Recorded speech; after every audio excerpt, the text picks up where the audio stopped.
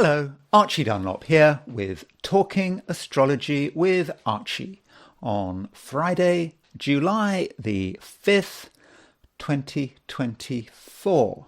So yesterday I talked about the horoscope of the United States and I gave my very subjective opinions about it, and there were some comments, and what I want to do in this video, at least that's part of what I want to do in this video, is respond to some of those comments. These comments were useful and I think it helped me get a better understanding of what the United States is about and what its horoscope is telling us.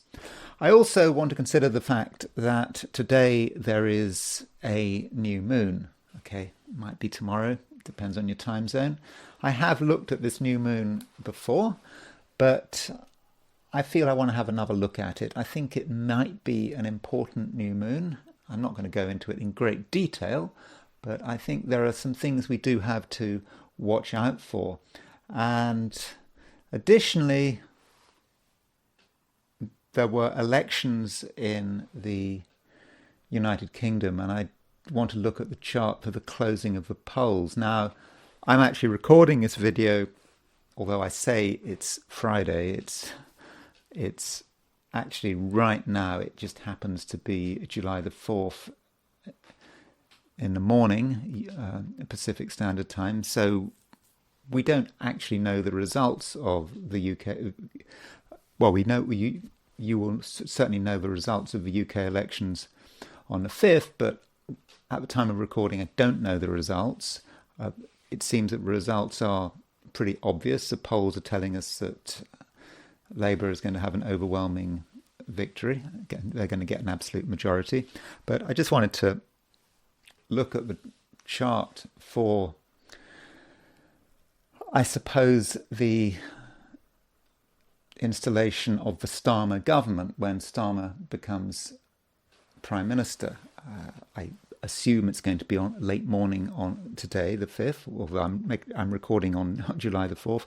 And I just wanted to have another look at the positions of the planets when Starmer becomes Prime Minister, when the Labour government takes power, and how this relates to the UK horoscope. But first of all, I want to look at the astrology and the I Ching for today, which is Friday, July the 5th, 2024.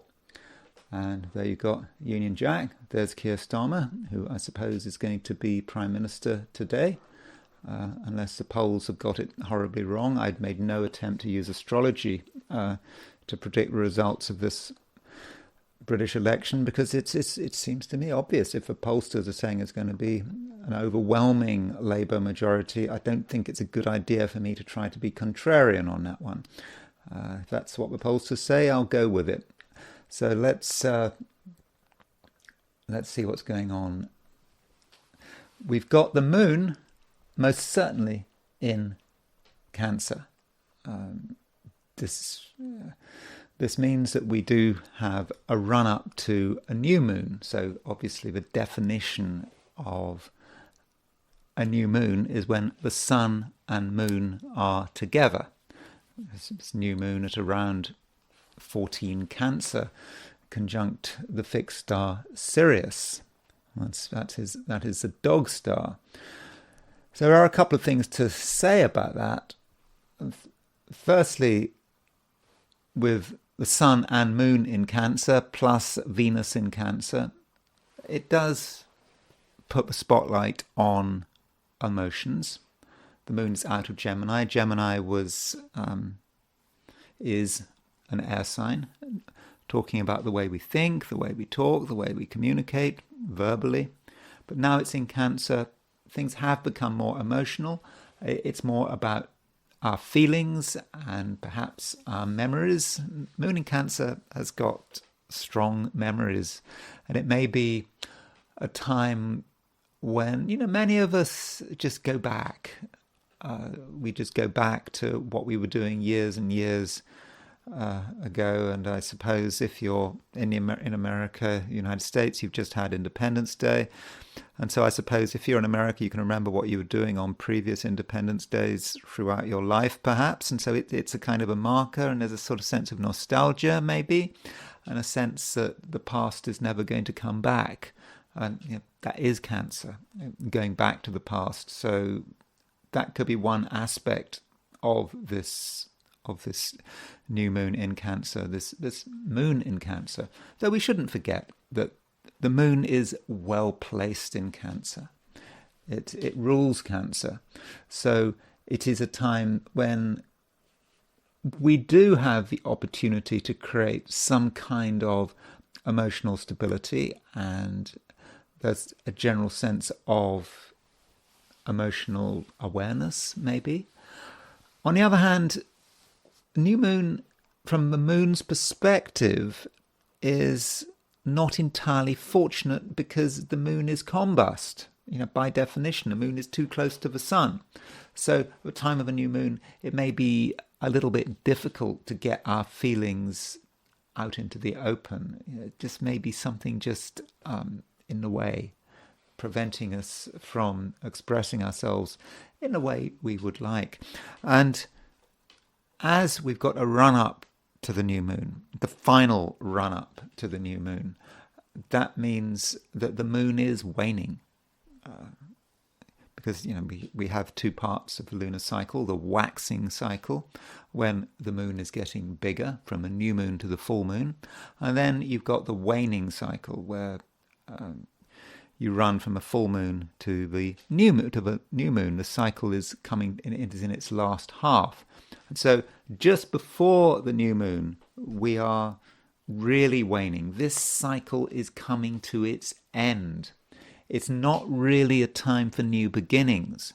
It's a time for wrapping up the past. And this perhaps should reflect what we try and achieve today. Today, perhaps, is not a time for taking brand new initiatives, because we'd be doing so right at the end of the cycle. And we want to align ourselves to a new cycle. We don't want to be part of an old cycle. That is not the way to run things, as I think the Labour government, which forms today, July the 5th, is going to realise to its cost. It's a government coming together, being formed right at the end of a lunar cycle. I'll be saying more about that later on in this video. But it is not fortunate. It is not a good omen. Aside from that, we have got Mercury making a sesquiquadrate to Saturn. There's Mercury, there's Saturn. They're 135 degrees apart. And this Mercury-Saturn sesquiquadrate could be a little bit difficult. I think the problem with this sesquiquadrate is that things might be a little bit slow, perhaps on a mental level, and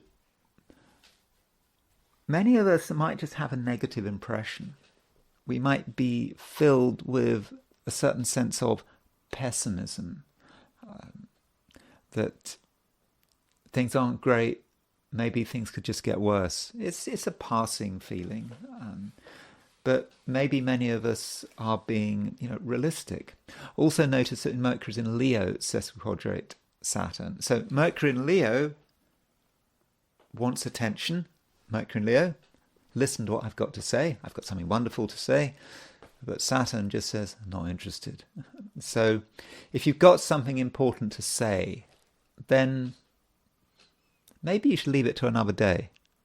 If you're really pleased with yourself, you've worked something out and you want to tell someone about this wonderful idea you've got, and the response from the outside world may be underwhelming.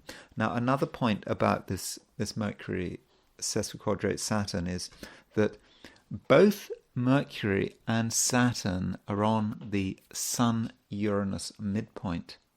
So Sun-Uranus can be about surprise events, surprise realizations. That sounds fun. and there may indeed be fun events, but how are we going to respond to it? So when things happen that we weren't expecting, that weren't part of the plan, with Mercury sesquiquadrate Saturn on the Sun-Uranus midpoint, there is a danger that we respond in quite a negative way. We regard it as just further evidence that the whole thing is collapsing, that the world around us is collapsing. I would therefore advise you to try to be a little bit neutral. Just because an event happens that you weren't expecting doesn't mean it's bad. Don't rush to conclusions, but I think with Mercury sesquiquadrate Saturn, there may be a certain temptation to rush to conclusions. So be wary of that. Also, we have Mars sextile Saturn. Now, I'm quite obsessed with the Mars-Saturn pair, to be honest. I really always look at Mars-Saturn. And I often talk about Mars square Saturn, Mars conjunct Saturn. But Mars sextile Saturn, that's rather different, because the sextile is a good aspect.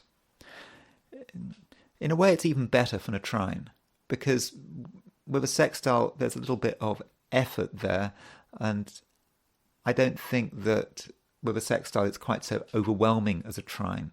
It's not so easy as a trine, but that means that we have more control. So perhaps with Mars sextile Saturn, we are able to really focus on something and put in some hard work. We're having energy, putting that energy into something useful, and not allowing ourselves to be derailed by our over-enthusiasm. And finally, in terms of the geocentric picture, I suppose I should point out that the Sun is on Sirius. Sirius is the dog star, arguably, one of the most important stars. Okay, it doesn't get the headline attention of perhaps Regulus or Algol, but Sirius is traditionally an important star, and I think we do need to consider what that means. So, looking at what Vivian Robson says about Sun conjunct Sun conjunct Sirius. So he says about Sirius,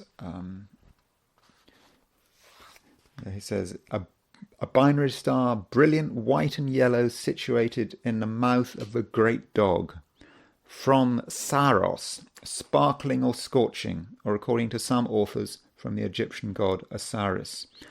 Among these people, it is also Thoth and Sothis, and form the basis of the Sothic period of chronology. Now, looking at what he says about the Sun, with the Sun, success in business, occupation connected with metals or other martial affairs, domestic harmony. So, in general, it's a powerful and successful star. And so we've got this new moon on Sirius. And so you could say that this new moon, in that sense, is quite fortunate because of its association with Sirius. But I don't think one can just look at this new moon in terms of being conjunct Sirius. There are other things to consider, as I will soon be discussing. Turning to the heliocentric picture, let's see what's happening here. So these are the positions of the planets from the perspective of the Sun, when we put the Sun in the middle of the solar system. And what we notice is that there's actually a bit of a T-square going on. So here we have Mercury opposition Mars. And you can see that the Earth is square this opposition. So we've got Earth is just moving away from Mars, but Mercury is kind of bringing it all together again. So Mercury is applying to the opposition of Mars. Mercury is also applying to the square of Earth. And so with this T-square, there may be a lot to be said. Mercury opposition Mars, the solar system is buzzing with mental energy. We've got things to say. We might feel that we've got some important things to say. and we want people to listen to us. But some of us are going to get quite angry, and I suppose we live in an angry world, don't we? I mean, we've got 3 countries who have got electoral issues. In the UK, you've just had the election. We've got the second round of French elections coming up. We've got the US elections, well, all the dramas about Biden and whether or not he's going to step down, not to mention you've got the election itself in November. And so maybe that's talking about some of the anger in society, in the world in which we live. And people have got lots to say. And there are a lot of arguments there with that T-square. So ask yourself, do you want to actually be part of this? Have you got your opinions? Do you want to talk about your opinions? Or maybe you just want to be an observer. That might be best. It depends on the situation, and it is up to you. Okay, having looked at the heliocentric picture, I'm going to go back to the geocentric solar system and consider the picture for the 12 signs. So there we have it. Okay, and let's we better change the house system. We just want a regular Aries on the 0 degrees Aries on the left. There it is. Okay, so these are my forecasts for the 12 signs for today, which is Friday, July the 5th, 2024. Aries, you are in a position where you are actually quite focused and quite disciplined. After all, Mars is your ruler and Mars is sextile Saturn. So, Aries, what needs to be achieved today? Now, be realistic and don't rely on anyone else. Just decide what you can do, and then do everything you can to achieve it. And you've got to be patient. That's what Mars sextile Saturn is about. Mars and Saturn it's about having a realistic goal, something you can achieve, and then just following it through. No drama, no excitement. You probably don't even need to advertise the fact of what you're trying to do. That's enough, and I think you're going to get solid results. And as far as what this task might be, well, I suppose it could be anything, though there might be a financial dimension. So if you feel that there's something needs to be addressed financially, then you can perhaps put in the work, put in the effort, put in the concentration, and you'll get the results that you're looking for. So take it slowly and just keep in mind what you're trying to achieve. And in many respects, the less attention you get, the better. And this is, reinforced by the fact that today we have a new moon. Okay, it kind of depends on the time zone.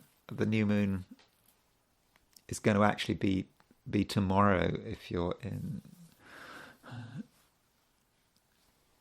Europe, not UK. Actually, the new moon in Britain is actually, I think, 3 minutes before midnight today. But if you're in Paris, the new moon is tomorrow. If you're in Asia, Australia, New Zealand, it's all tomorrow. But it doesn't matter. You're running into a full moon. There's a full moon. Sorry, there's a new moon. Let's get this right. There's a new moon feel to the day because the sun and the moon are very close to each other.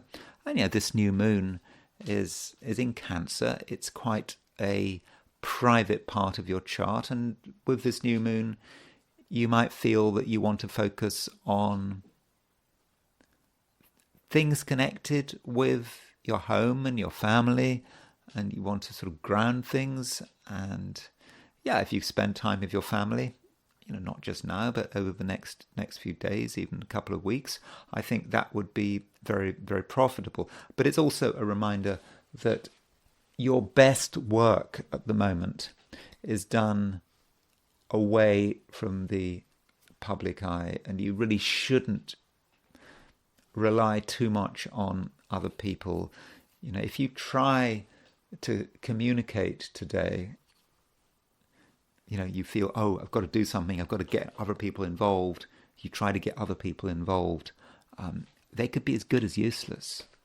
They might say things, but they might say, well, tomorrow I'll do it, maybe tomorrow. You're not going to get much in the way of commitment.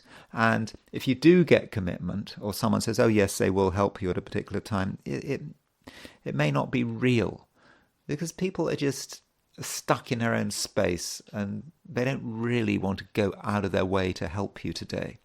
But that's okay, because today is all about you, and it's all about what you can do. And I'm confident that you can accomplish a great deal. Taurus. It's a time, Taurus, when you possibly need to tune into your own power. You do have a lot of power, and it's just important that you recognize this. And as soon as you switch yourself on, it is important to switch the on switch. There is an on switch, and I think perhaps some Taurians might forget to turn yourself on. I suppose it's like, when people call up technical support for some item and they're wondering why it's not working, and a very early question is, have you turned it on? So Taurus, that's the first question you have to ask yourself. If things are not working as well as you'd like them to, have you turned yourself on? So once the on switch is flicked, then I think that things can really start moving. Now, you don't have to expect things to move super quick, but Mars is in your sign. Mars is in Taurus. Mars is a very energetic influence, and it is sextile Saturn, and that means that you actually have the discipline to make things happen. And at the same time, Taurus, you have the emotional power. Yes, it's there once the on switch is flicked. And people are going to pick up on this. And if there is something, Taurus, that you really want, that's really important to you, then it will become increasingly obvious. And I think that the world will just take the view, well, Taurus wants it. It might just be easiest to give Taurus what Taurus wants. And so I think that is really something to be very optimistic about. And at the same time, don't be afraid of delivering your message. We've got to build up to a new moon in Cancer. And with this build up to a new moon in Cancer, I think, Taurus, that you're going to be able to express yourself extremely well. Not through shouting, though. Just through being able to calm everyone down, people understanding what's right and wrong, and you being able to deliver a message which frankly sounds very reasonable. And again, you don't have to make a big fuss about it. I think that people are just going to accept what you say. And indeed, the things you say, some message you deliver today, or perhaps tomorrow, may represent the start of something new, a new cycle of affairs. And so perhaps you have to work out what message you're going to deliver, how you're going to start things off. Now, probably today isn't the best time for actually taking the initiative, delivering the message. It may be better to do it tomorrow. So maybe today is about preparation. You perhaps prepare the message you'd like to deliver, and then when tomorrow happens, when the moon is waxing rather than waning, you'll be in a position to really start to take the initiative. And I should also say today that don't rely too much on other people. Some people are a little bit negative at the moment, and you might feel that they're not entirely responding. Well, they're not responding to your message in a particularly constructive way, but don't worry about that. You need to let people warm up. What matters is that you are alive and you are active and you are starting to make things happen. And then I think that tomorrow you'll be able to see through whatever you're trying to work on. And I think that tomorrow you might start to see real results. But just keep going. And I do think, Taurus, that you are on the right track. Gemini. Mercury is sesquiquadrate Saturn. So that sesquiquadrate, it's an 135-degree aspect. And with that sesquiquadrate to Saturn,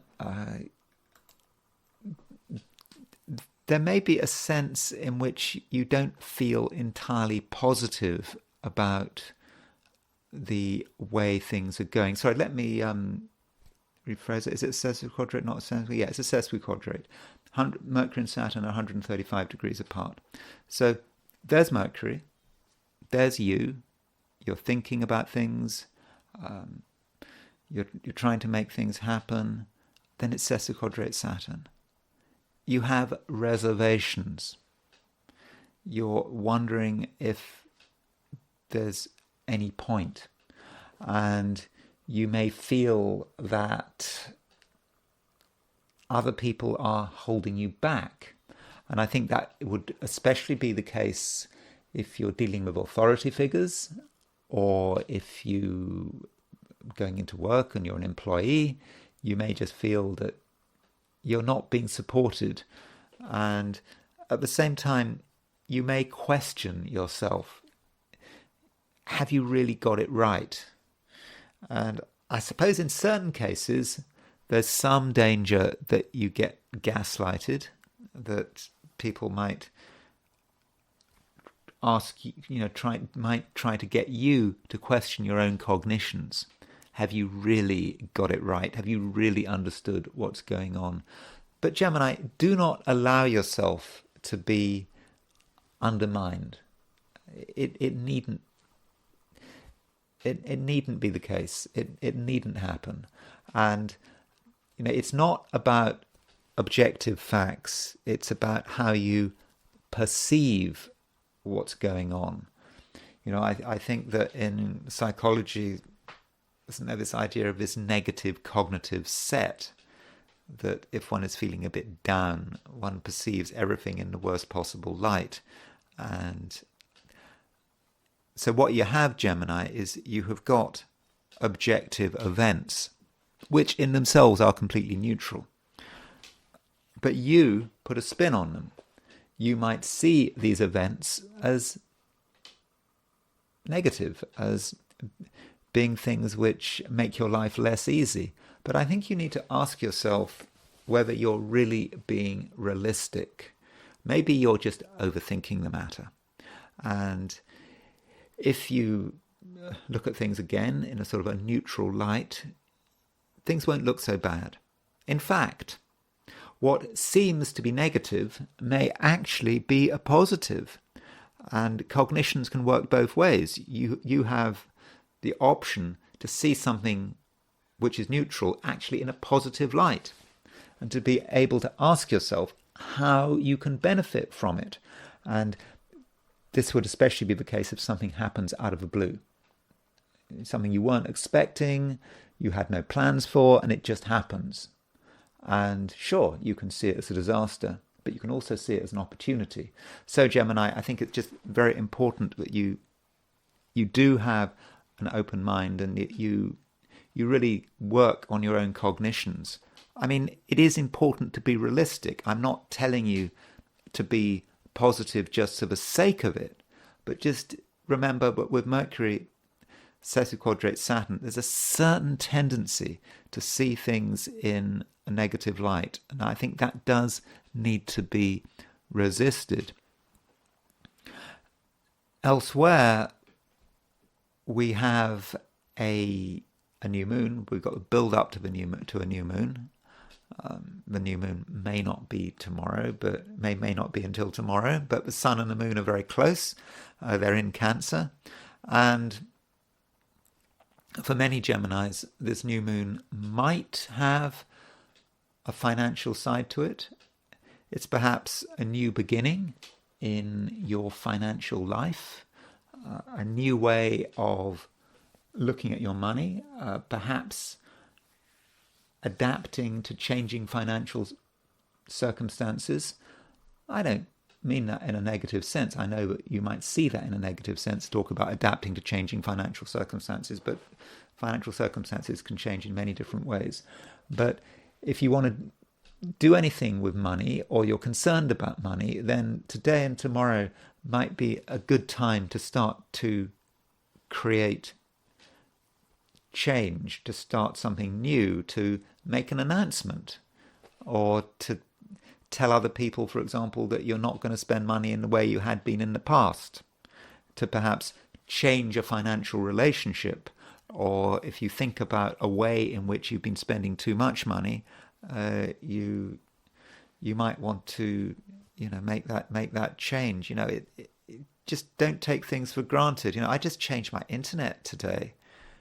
No, yesterday. Because I couldn't. I was with this company that was charging me a fortune every month, and nearly $100 a month I was paying, and I just kept going with it, and it wasn't a very good service, and I finally realized that enough is enough, and I went to a different provider, and so far so good, but I got a service that was 3 times as fast and less than half the price.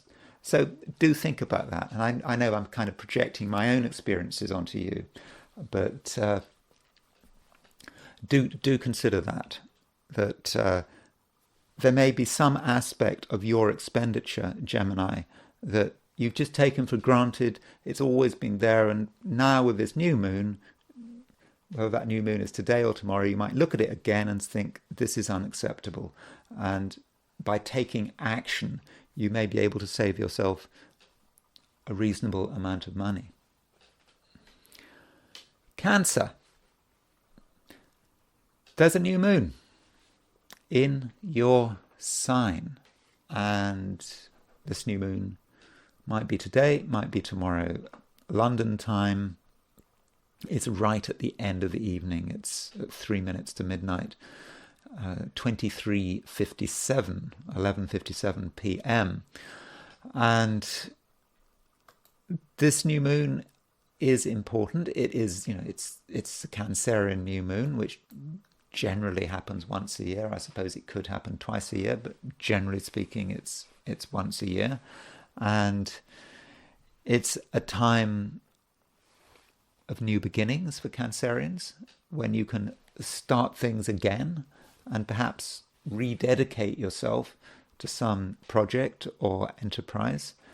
And I think, you can be very positive about it. And this new moon is on the fixed star Sirius, and Sirius can be about success, particularly success in business, as we just heard when I looked at Vivian Robson's description of the fixed stars.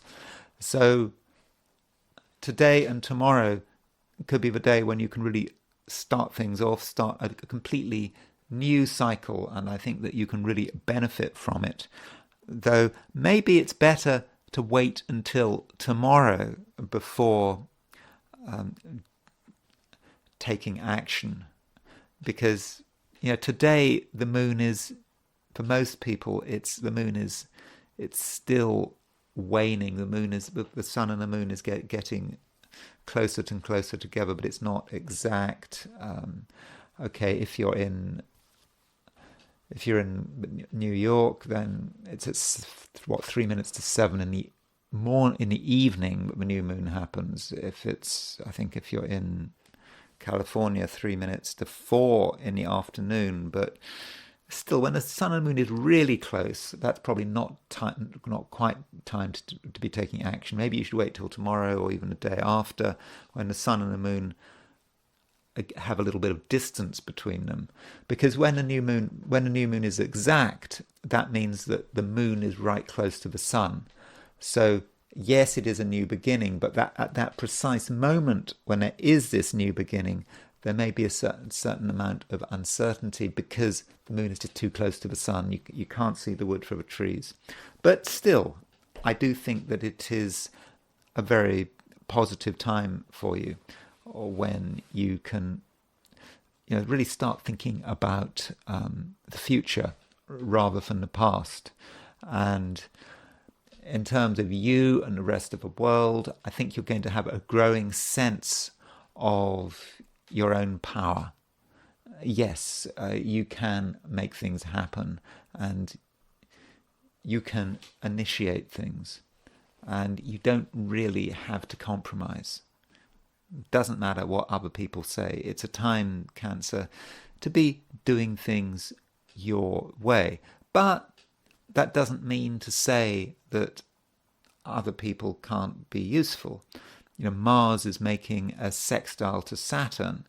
So if we say that Saturn represents other people, because Saturn rules Capricorn, your opposite sign, and Mars is sextile Saturn, that suggests that you've got people around you who are hardworking and maybe responsible, and if something needs to be done, they're probably prepared to help. So yeah, if you need help over the next few days, particularly I think help sort of in a physical sense, maybe something needs to be moved, or you need help with some difficult task, I think that help should I think be forthcoming. Though, don't make assumptions, and when you are dealing with other people, allow them to be individuals. Some people can be surprising at the moment. They can do something or say something that you weren't really expecting, and if you hear someone say something dramatic that you hadn't really expected, don't jump to conclusions. Let people explain themselves, and I think that when people have explained themselves, then I think that you will feel sort of more comfortable with them. So yeah, don't be bothered if there's a surprise. It could be a surprise, and other people may be saying or thinking things that you just hadn't really expected. But this doesn't take away from the fact that there is a new moon today, and there's a new moon tomorrow, and I think for many Cancerians this really is a new start. Leo. The Sun is conjunct Sirius. Sirius is a fixed star. It's a fortunate fixed star. It's associated with success and prominence, and I think that you really can benefit from the Sirius energy. So Leo, don't underestimate yourself. I'm really confident that you can get noticed in your own way. But I do emphasize that in your own way. And you do have to be a little bit patient. because there is a new moon at the moment, and this new moon might slow you down a bit, because the new moon it's in Cancer.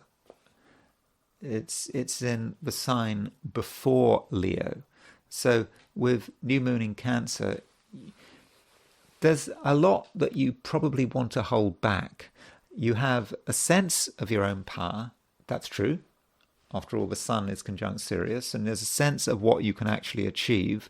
But it's possibly not a time to tell everyone about it. It just might not be necessary. And yeah, it's true that you have a lot of energy. In many ways, a huge amount of energy. But as I said, you don't have to tell the world about it. The world might not fully understand what you're trying to achieve. So go about whatever you feel you need to do. And don't be over-reliant on other people. Other people might be available for you, but they might not. And in fact, if you are working closely with other people today, you might actually feel that your power is in some respects being diminished. And it may be the case that you're going to do your best work when you are actually away from other people, when you're doing things your own way. And this period of time, this whole period of time, with the sun moving through Cancer, remember the sun goes into Leo 22nd, 23rd of July, this period of time with the sun going through Cancer can be a period of preparation, when you certainly get a sense of what you can do, but you don't have to reveal it. You can just work in your own way, at your own pace, and you have a lot of energy, as I've already said, but it's just very important that you're able to focus this energy on something that's important to you, something that matters, and that you don't allow yourself to get distracted. Because if you try to focus on lots of different things, then you're unlikely to get very far. So do decide what is important, and then give it everything you've got. Now, as far as relationships are concerned, it's worth noting that Mars is making a sextile to Saturn. Now, Saturn is the ruler of Aquarius, which is your opposite sign. So with Mars sextile Saturn, that might indicate someone close to you who is quite energetic, who does want things to happen, and who is also very disciplined. And so you need to appreciate what the people close to you can do, because they can do a great deal if you give them a chance. Now, I've just said that it's time for Leos to have a bit of distance from the rest of the world. So how do you reconcile that with me telling you that there are certain people who've got a lot to offer? Well, I think these are the kind of people that are around you all the time. People you perhaps take for granted. They could be members of your family. They could be partners, spouses, whatever.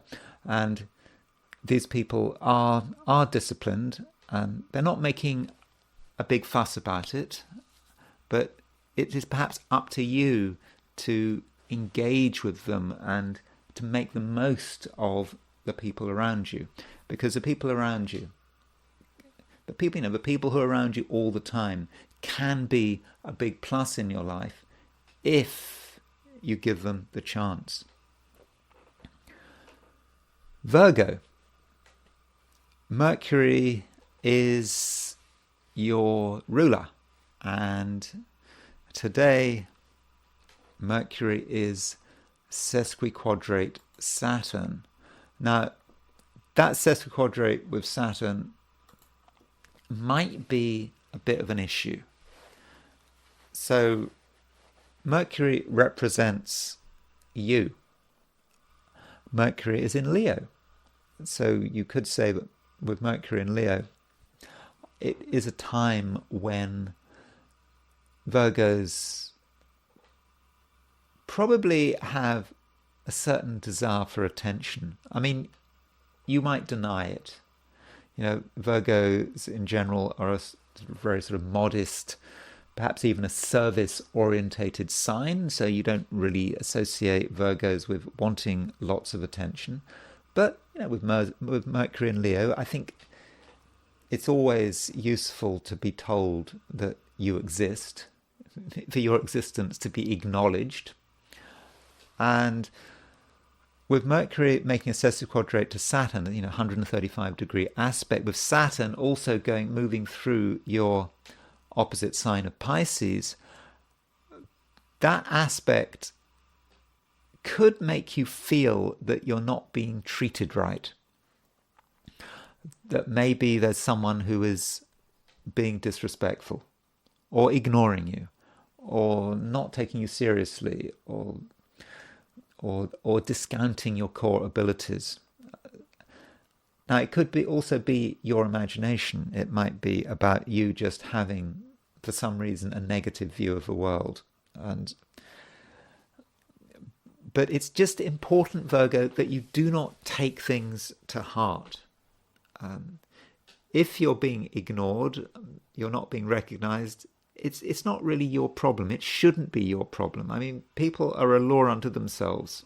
They can do all sorts of stuff, and what they do and don't do, that really is something that's out of your control.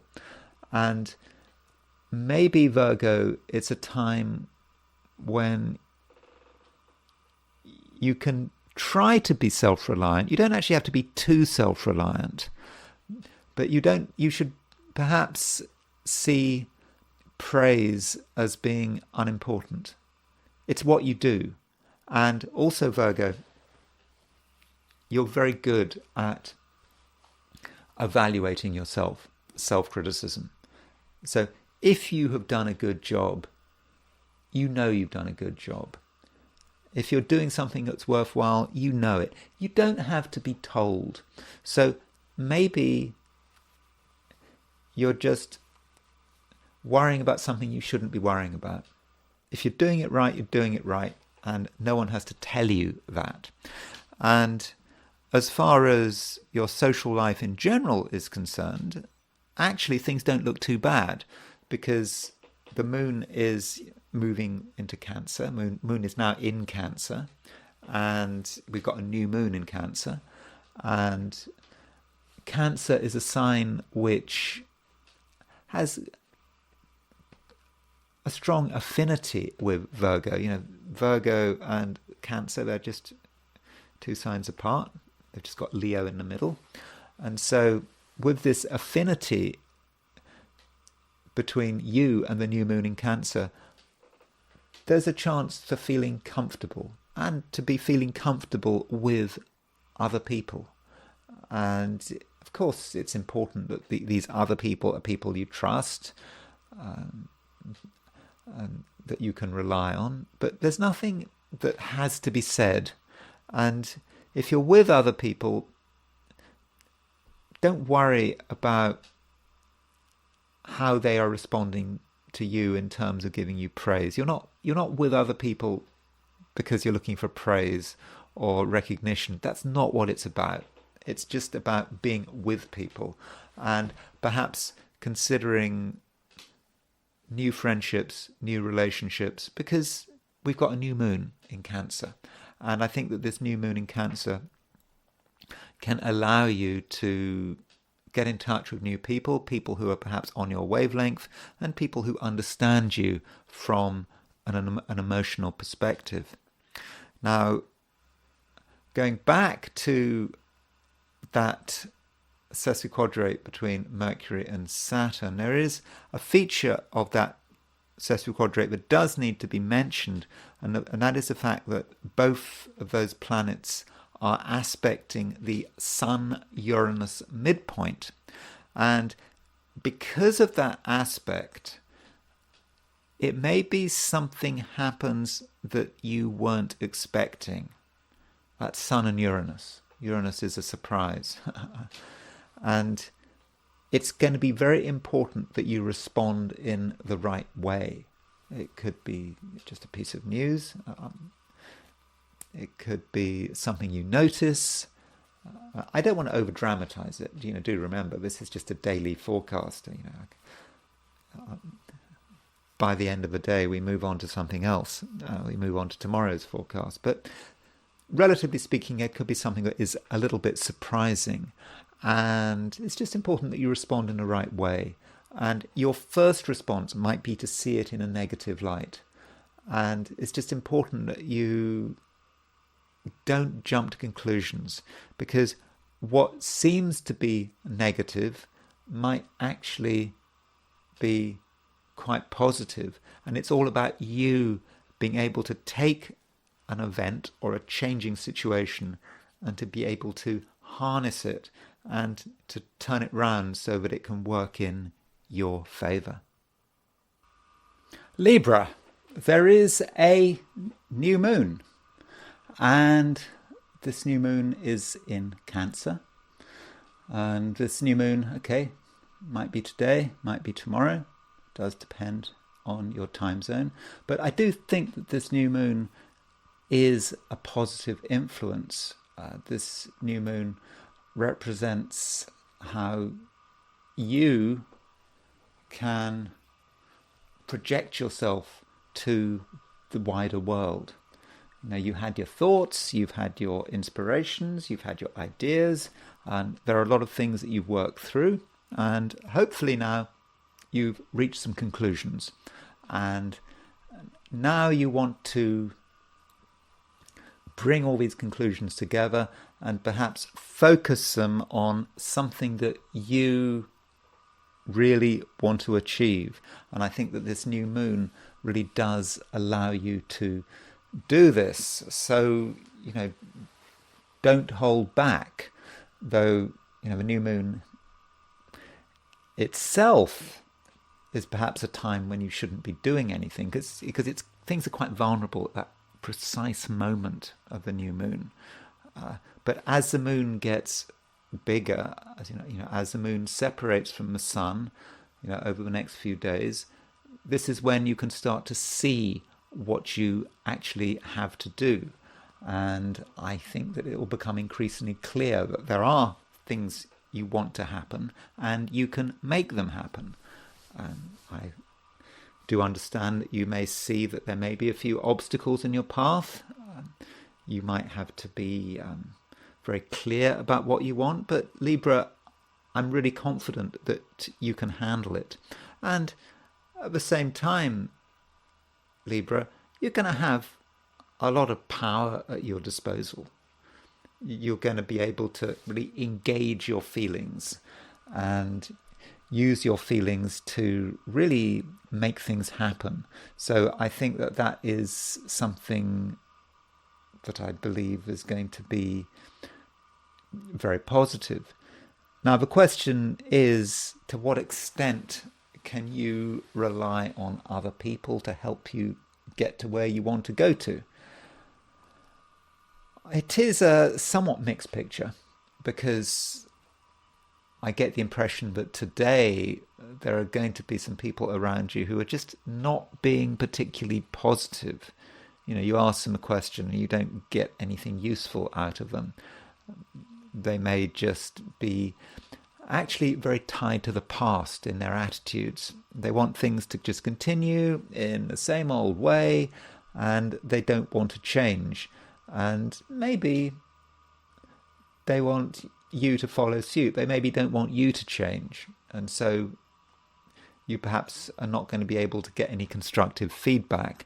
But really, Libra, that shouldn't worry you.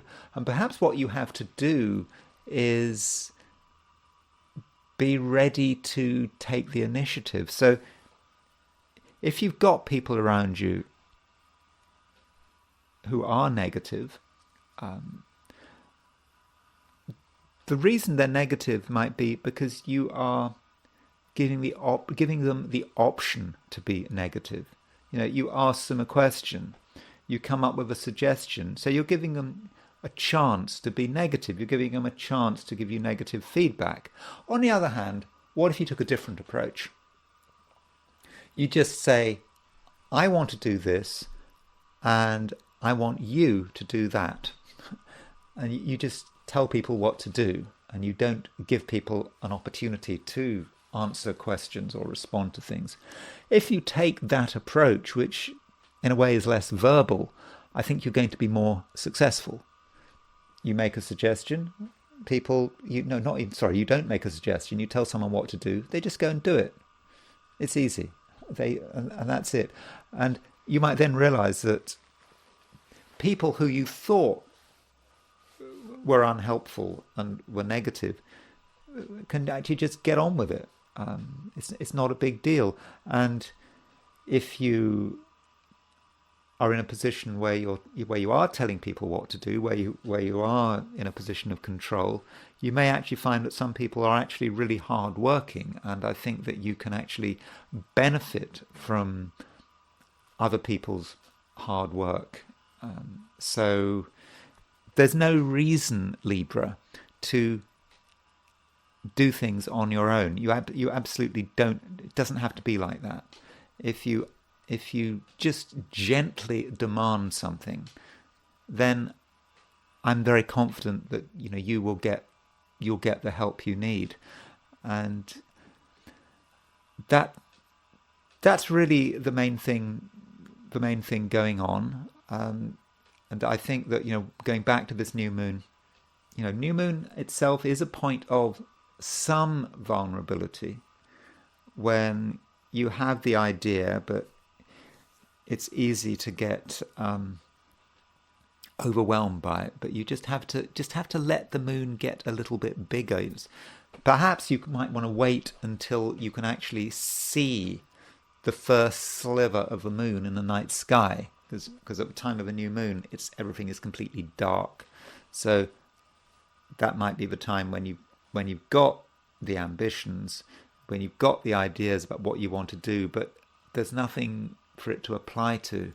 Everything is dark. So you just wait a little, wait for the moon to just appear in the sky as that sliver in a few days' time, and that could be the signal to really start to make things happen.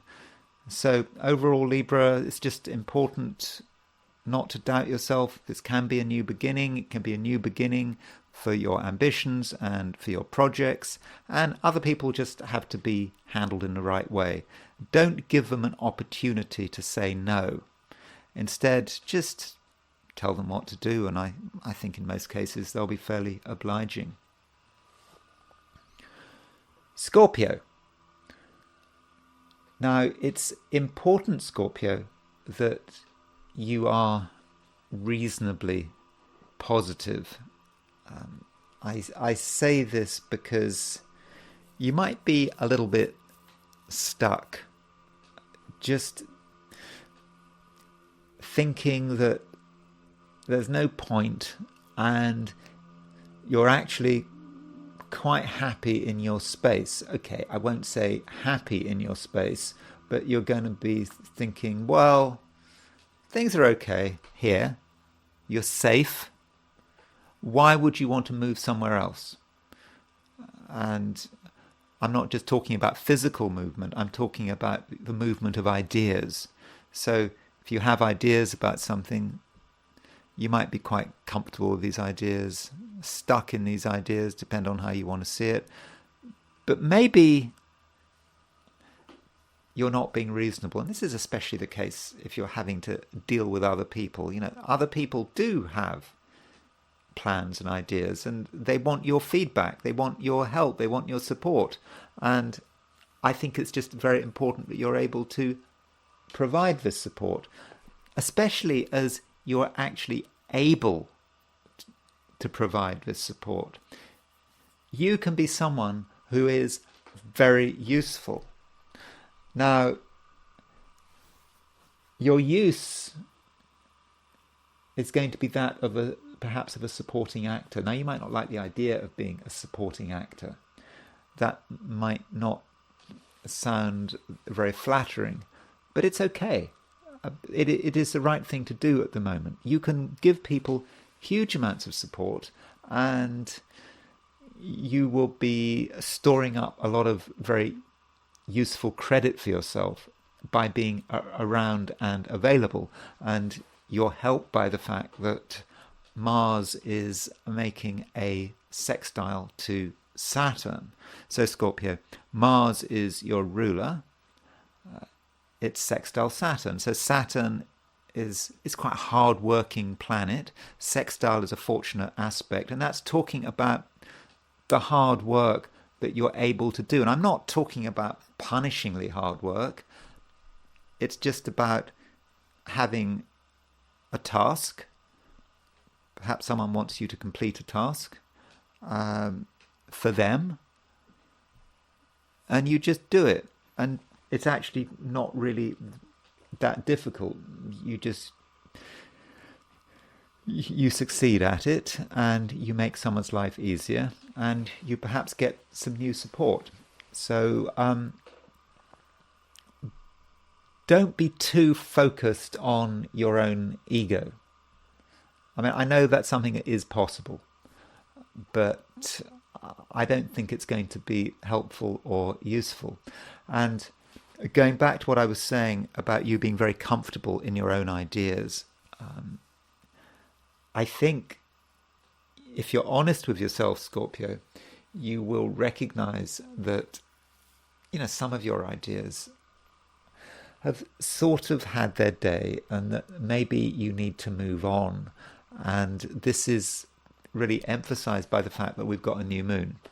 And this new moon, okay, it might be tomorrow, this new moon, or late today, depends where you are. But this new moon is in Cancer. And from a Scorpio view, Cancer is a very inspirational sign. It's a water sign like Scorpio, but it's about looking at the broader picture. It's about getting in contact with new information, and also with information that might actually be at odds with your own beliefs. So it's just very important to be open-minded and not to be intellectually lazy. And I think right now, Scorpio, it is possible that you're tempted to be intellectually lazy, to just stick with ideas that you're comfortable with. Like I was saying at the beginning of this piece on your sign, play with another idea. Listen to what someone is saying. Take the time to understand a new idea. Some ideas are complicated. You do need to listen. And if you do get involved with someone else's dialogue, someone else's arguments, you might be surprised. You should not be afraid of change. Scorpio has got this two sides to the sign. On one hand, it's a fixed sign. It doesn't like change. Things should carry on as they were forever. That's one side. But then on the other hand, you've got the concept of transformation, the concept of shedding one's skin, moving from one reality to another. And the sign Scorpio is often connected with life, death, and rebirth. So death is not about, it can be about literal death, but it's not really in this situation about literal death. It's about perhaps the death of one set of concepts. And once a set of concepts has died, once a set of ideas has died, that creates room for something new to happen. So perhaps, Scorpio, it's a time when, with this new moon, when you can just reconsider everything you believe in. And as one set of beliefs goes, it can be replaced with something else. And it's up to you to work out how far you want to go. But I just do feel at some level that some of your beliefs and some of your core ideas have become a little bit long in the tooth and perhaps need to be replaced with something else, something new, something more exciting, and also something that is more in accord with your own fundamental destiny. Sagittarius. It's a time when things could be a little bit complicated. We've got this new moon in Cancer, and so with a new moon in Cancer, you might be having to see things in a slightly different way, and at the same time be aware that there are things that out there that actually are quite complicated. Sagittarians do like to keep things simple. They like to be honest and above board, not have emotional complications, just make everything easy. That's the way it should be. And in most cases, that's the way it works. But right now, with this new moon in Cancer, there's an acknowledgement on your part that things aren't as easy as they used to be. And this applies not just to yourself, but also to other people and perhaps how you've been relating to other people. So if you had a series of relationships, relationships, doesn't matter what the level is, what they've been about, the relationship might have seemed very simple, might have been focused on a particular set of goals. And now with the moon going into Cancer, with a new moon in Cancer, what used to be simple is starting to become more complicated. And you're perhaps having to consider what someone is like. What kind of person are you really dealing with? Can you trust them? Perhaps you've been not trusting enough in the past, but what is the real person like? And that might be bothering you. And so in terms of social interaction, it might be a good idea to sort of hold back a little, because this is a process of understanding. And it's also a time for asking deep questions. And sometimes, Sagittarius, if you want to ask deep questions, you need space. You can't ask deep questions when you're surrounded by other people, because you haven't got time to think. And, you might make mistakes. And at the same time, once you are a couple of steps back from the world and its chaos, your mind will be able to clear, and you will be able to understand things, and you'll be able to understand the way things should be. So clarity really does matter. Though you are helped by the fact that Mercury is in Leo.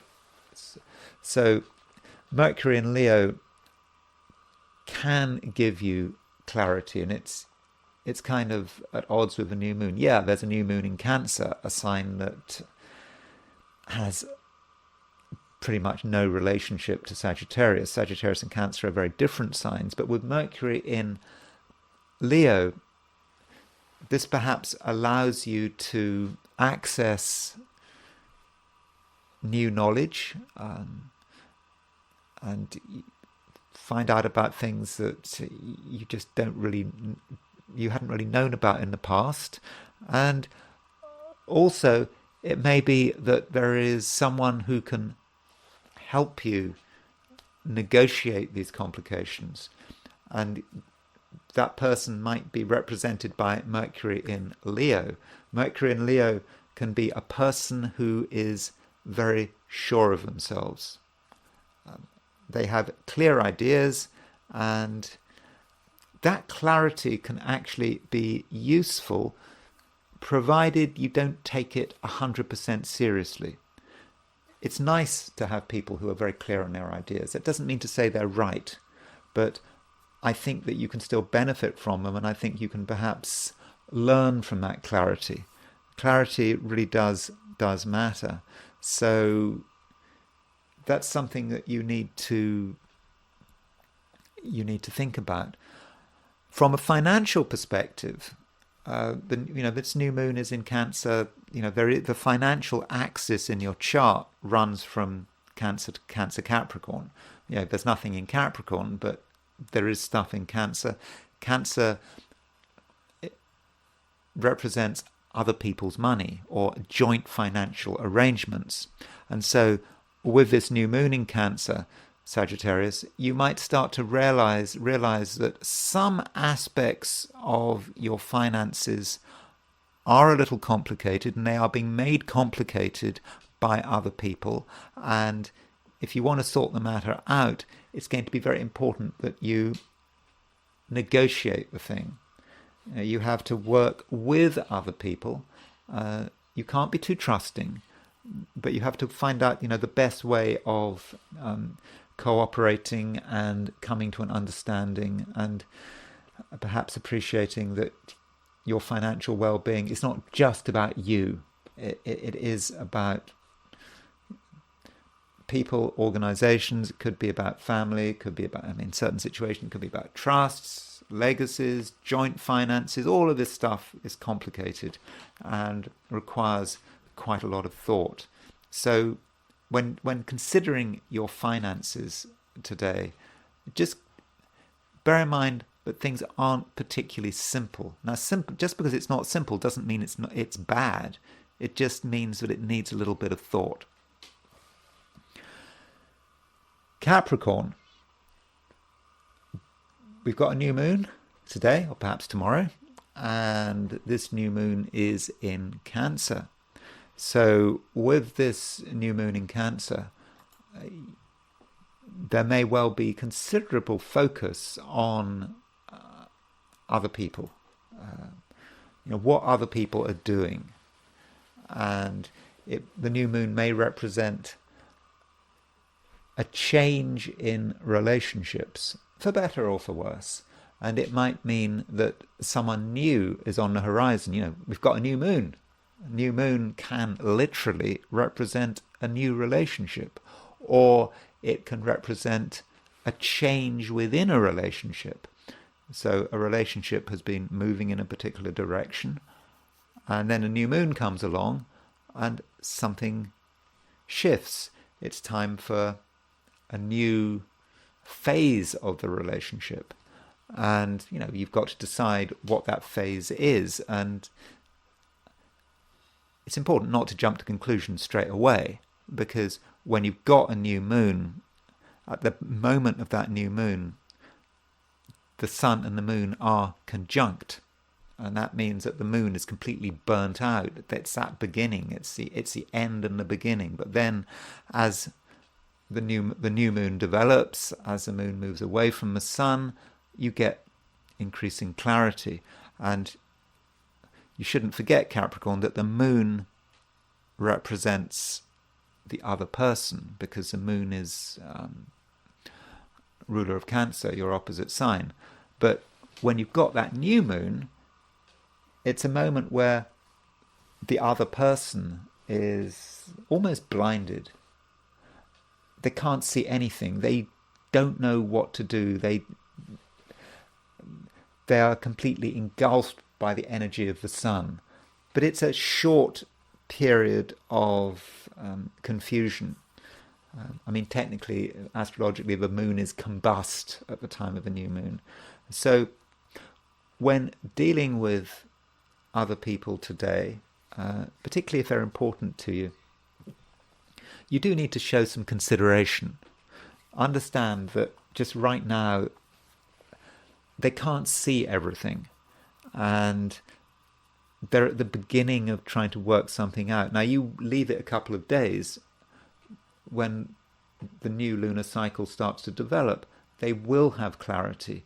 and they might have a better understanding of not just themselves, but of you. And that goes back to changes in relationships having a new direction, or there's a possibility of a new direction in a relationship. And new direction is not, as I said, it's not just about what you decide, it's also about what another person decides. But overall, I think the new moon is quite useful. I think it's a start that you require, and I think that perhaps if recently you've been not entirely satisfied with other people, particularly the people close to you, the people you're spending your time with, then with this new moon, I think you're very soon going to get some clarity. Another aspect going on today is that Mercury is making a sesquiquadrate to Saturn. So Saturn is your ruler. Sesquiquadrate to Saturn from Mercury.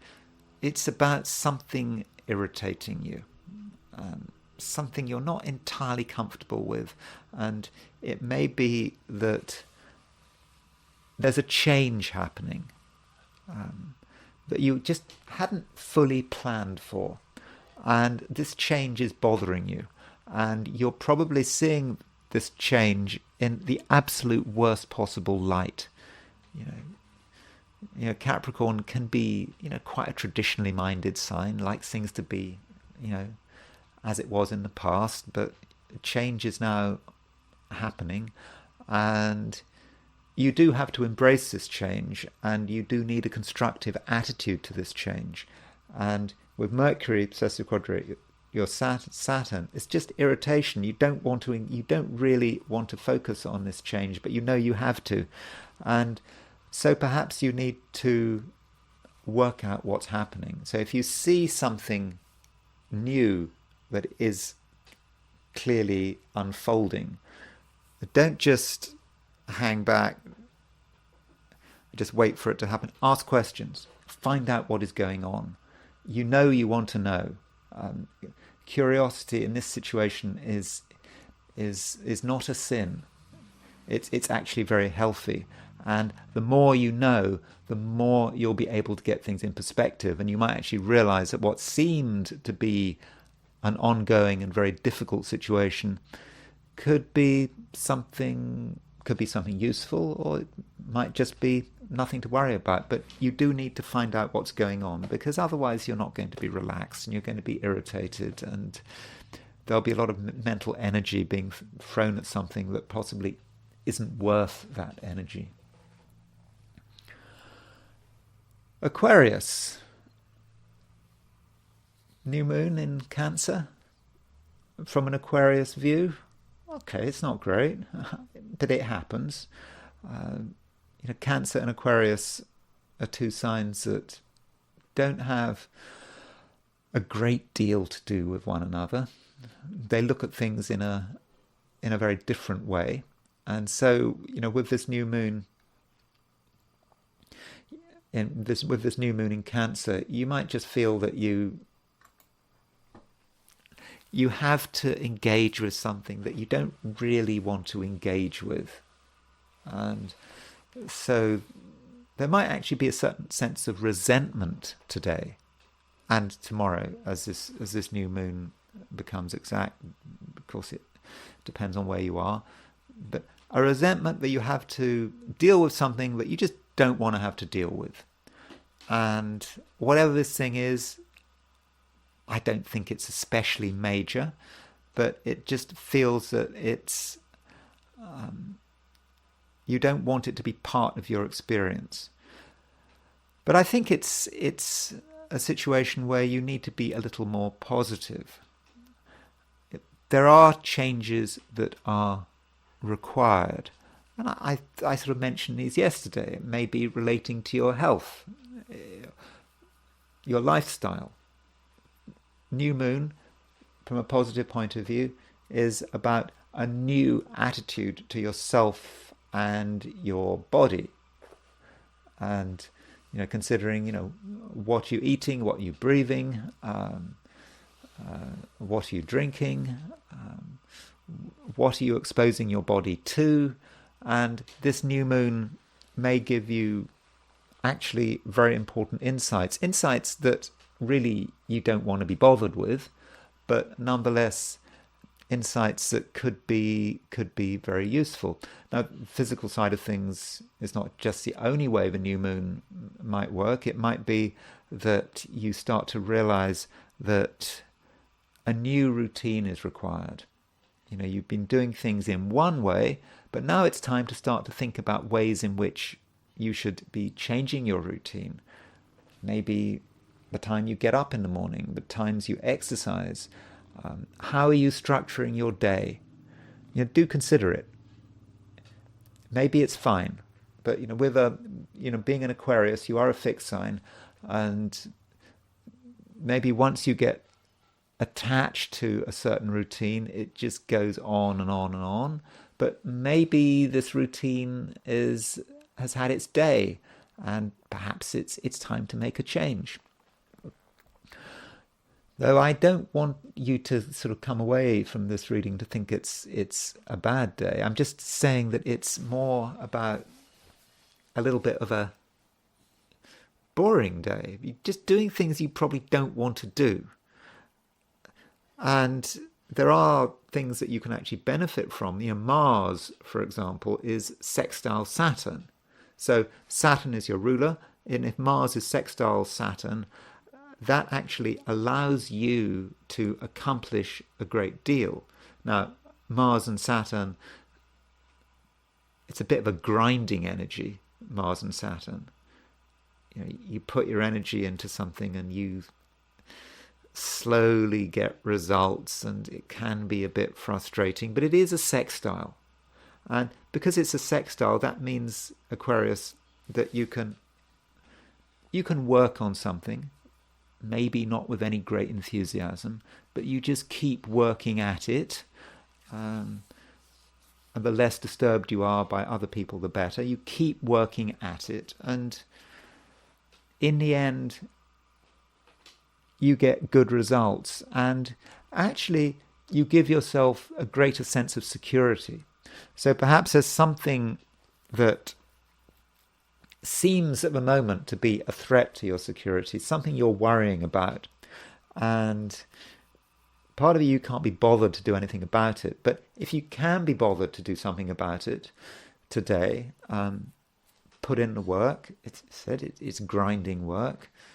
Maybe you've got to ask a lot of questions. Maybe it's just something physical, something that has to be moved or pushed around or organized. Whatever it is, it's not really what you want to do. But if you do start to do it, I think that you're going to get good results. Yeah, slow results, but soon enough you'll make real progress. And so I think that if you have a right attitude, today can actually be pretty useful. Pisces, you are imaginative and you are creative, and many Pisceans can be great artists. Even if you're not a professional artist, or you can still be a great artist. And you can be an artist, wherever you want to be. It's up to you, and you can really create things. And yes, your imagination is very strong. It's always strong. You can move from one thing to another. You can see aspects to the world that other people just don't notice. And today's new moon really does emphasize this. Okay, the new moon might be tomorrow, depends where you are. In London, the new moon is actually very late. There's only 3 minutes left of the day when a new moon happens, but whether it's today or tomorrow, we do have a new moon feel to what's going on at the moment, because the sun and the moon are very close together in Cancer. And so, Pisces, it might be a day in which you can dedicate yourself to a new creative project, a project that really uses your your skills and your art and your talents, whatever that might be. And that's something you need to do. And you don't have to discuss it. In fact, it's probably best not to discuss it. The new moon itself, when that new moon is exact, the beginning of the new lunar cycle, it's a time of silence where things have to develop in the dark. If you try to develop them in the light, they just don't prosper. Things have to germinate in the cold soil. And so perhaps, Pisces, it's a time to be, sowing the seeds of some new creative and inspirational venture.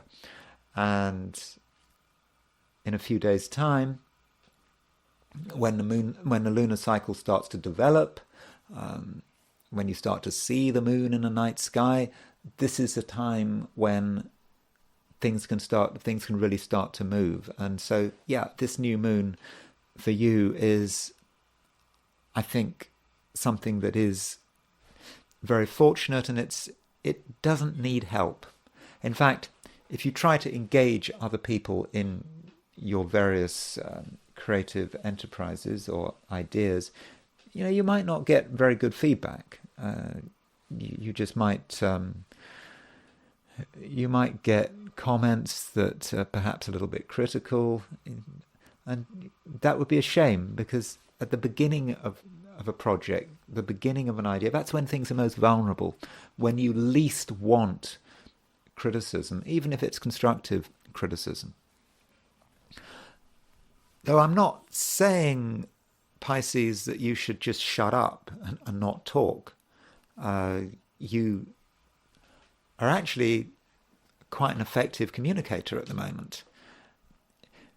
If you feel you have to say something, then I do think that people will listen.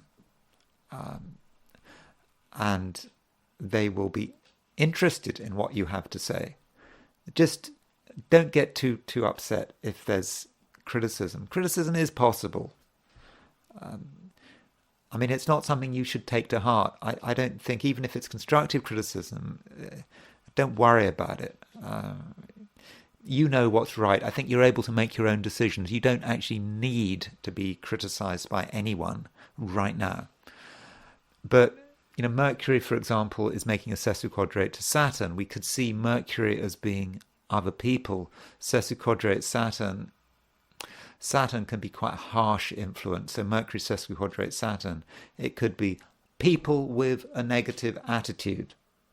So if you are going to communicate, if you are going to talk, watch who you talk to. Some people are completely negative. They can't see the positive side in anything.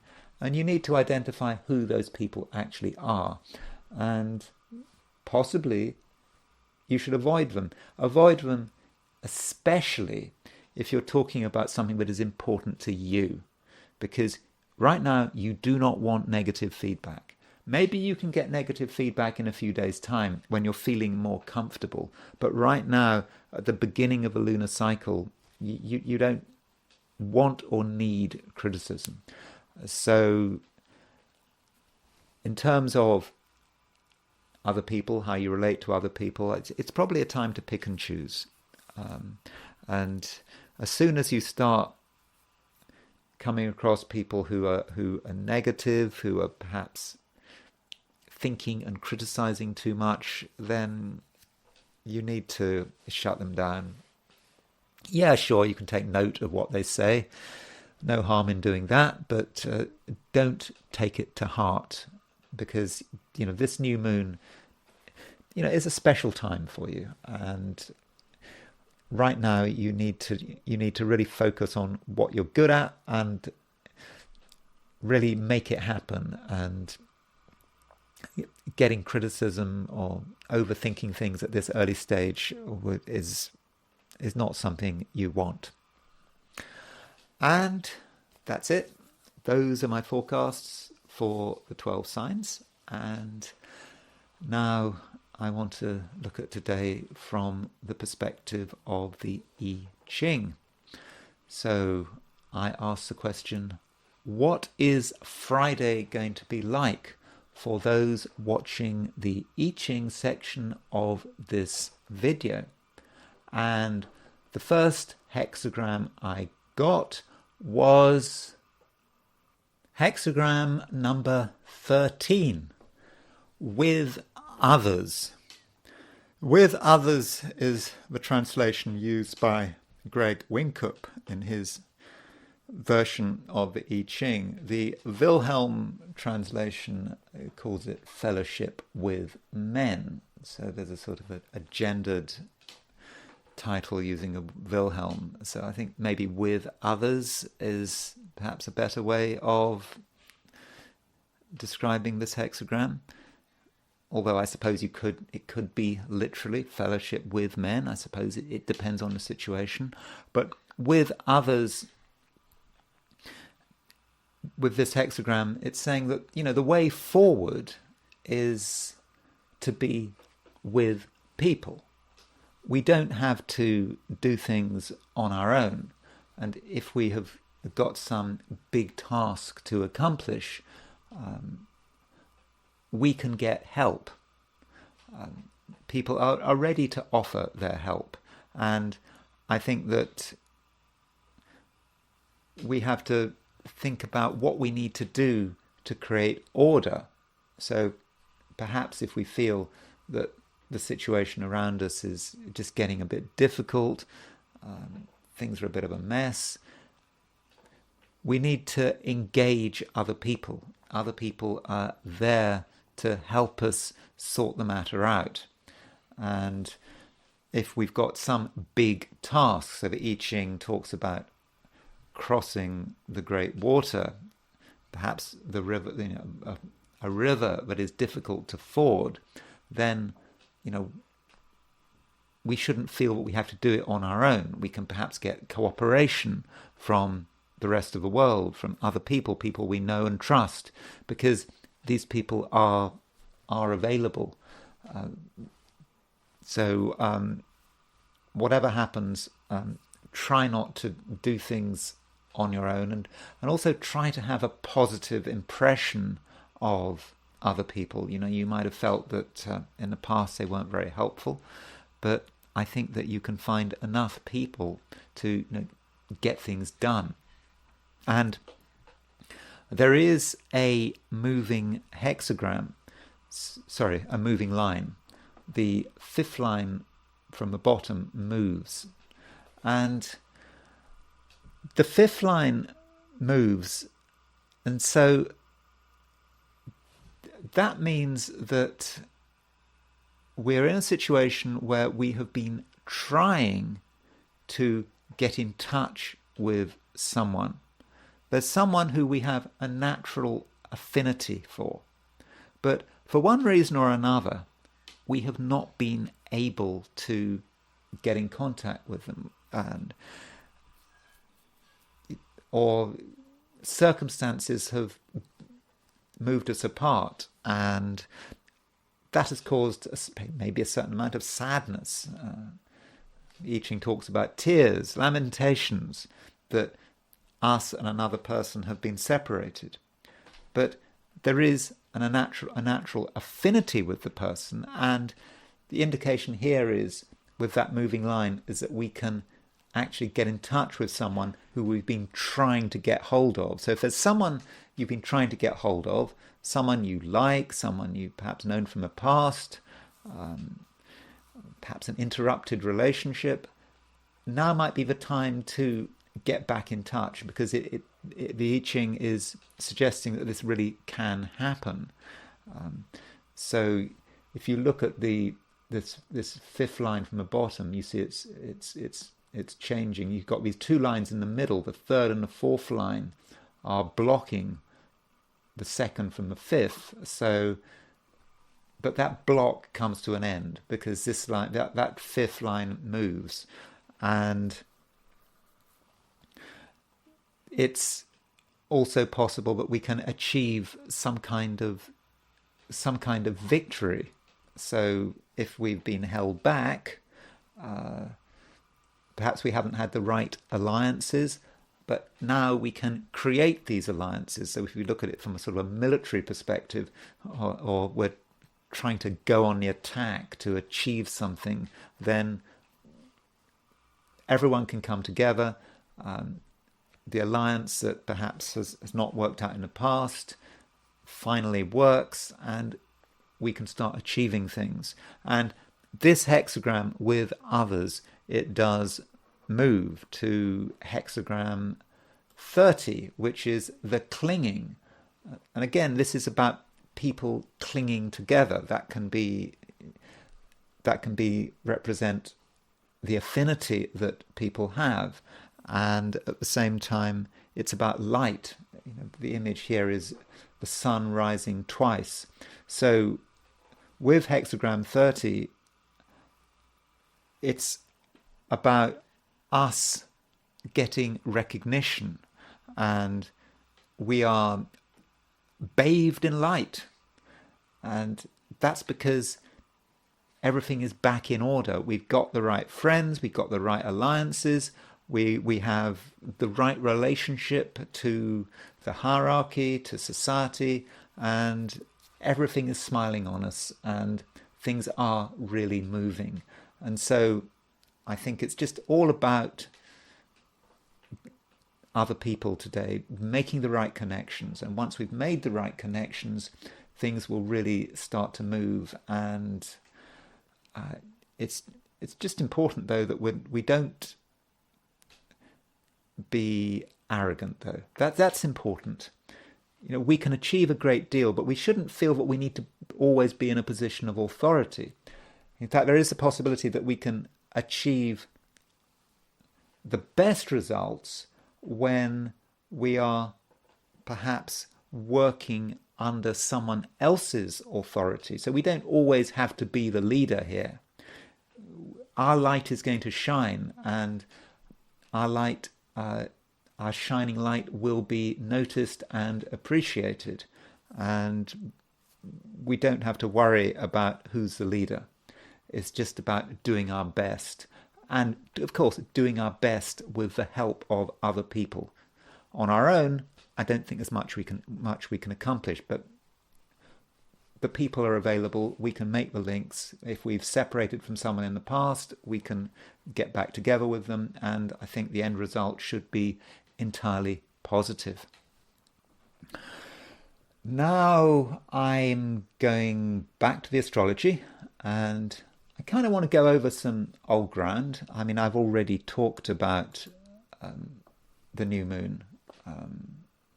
I think when I did the review of the week, I talked about this new moon, and I do want to look at the new moon again. This new moon, which is on Sirius, and here's the chart of the new moon. I've set the chart. There it is. I've set the chart for Westminster, which is the sort of the government district of London. And of course, yesterday we had the election.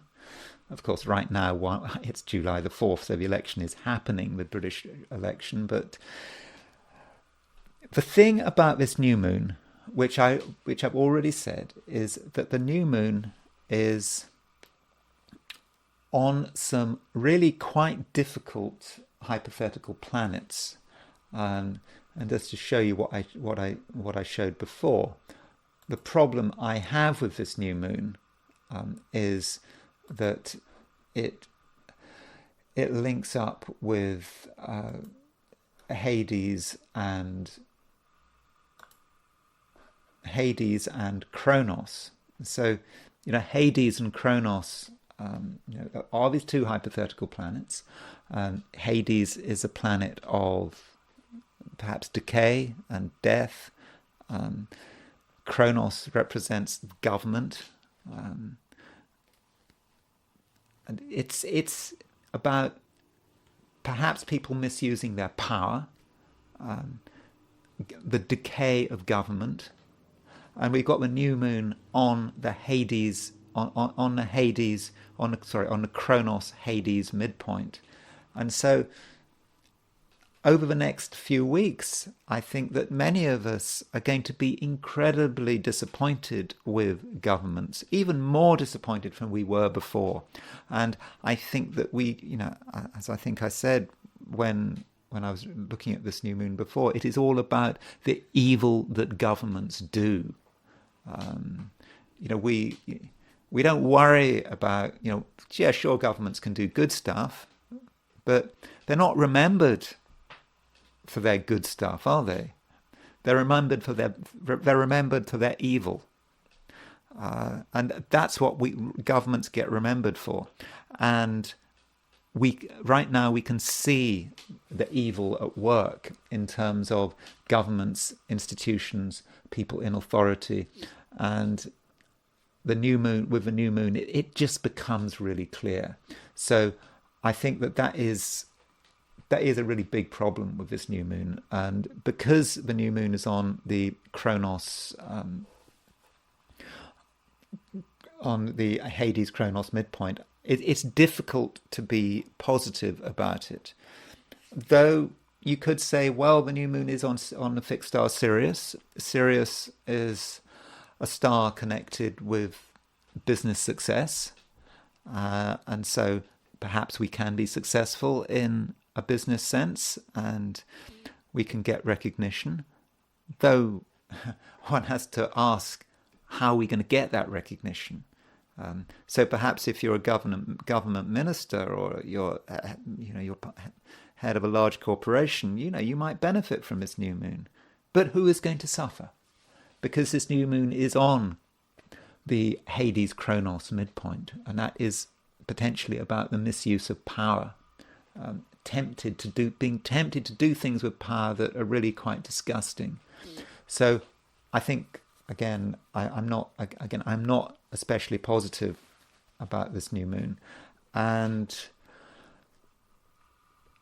what perhaps makes this new moon even more difficult is the fact that this new moon is aspecting the Mars-Jupiter midpoint. So let me just show you that midpoint so that I can make it clear what I'm talking about and what I'm worried about. So if I bring up the midpoints, let me make this big, and we look at if we look at the let's make it even bigger. Okay, here we go. So this is what I'm looking at. There's the Sun-Moon midpoint. Remember that this moon is at 14 degrees 23 Cancer, and there is the Hades Kronos midpoint at 1415 Cancer, and semi-squaring it very closely. In fact, this new moon is almost exactly on the Mars-Jupiter midpoint. And Mars-Jupiter, you could say new moon on the Mars-Jupiter midpoint. Oh, that's great. We can take action. We can do stuff. People can really use their energy to get results. But the trouble is that Mars-Jupiter midpoint is contaminated by the Hades Kronos midpoint. They kind of come together. And so what this new moon can be about is, having a lot of energy. There's a lot of energy around. We can really use this energy, but in what way? In a very Hades Kronos way. So it goes back to this, the evil that governments do. They can throw a lot of energy into causing a lot of damage. This is where governments perhaps get out of control and, do cause a lot of damage, wherever you are. I think particularly people who are desperate, governments desperate to assert control under, whatever the situation. The ends always justify the means. But for our part, we don't want to fall for it. We need to recognize what governments are doing. And at the same time, we don't want to behave like that ourselves. If we have any power, any authority, we must be extra careful not to abuse that power or authority, whether we're a government minister or head of a family, whatever that authority is, we must be so careful about not abusing it. Now, turning to the astrocartography, I'm just going to look at Europe because there is stuff going on in Europe. So I'm going to just do an astromap for Europe.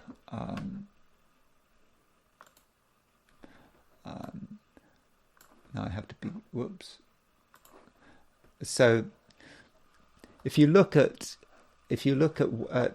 let's start off by looking at Western Europe. You can see that these are all the lines where Neptune is on the ascendant, and these are all the lines that Saturn is on the ascendant.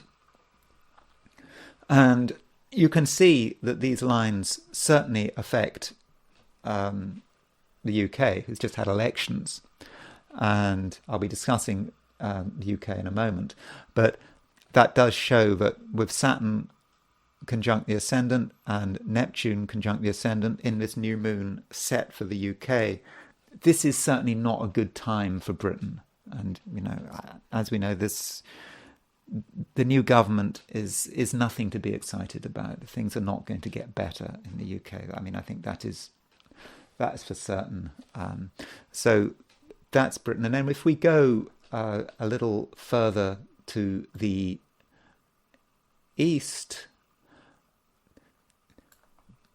these are all the places where the new moon is exactly on the IC. So you can see it cuts through Sweden, Poland, Prague. Eastern Prague is over there. But I'm interested in these lines here. So this is a place where Mars crosses the ascendant, Uranus crosses the. You see where these yellow lines hit the red line, and it's all over Sweden.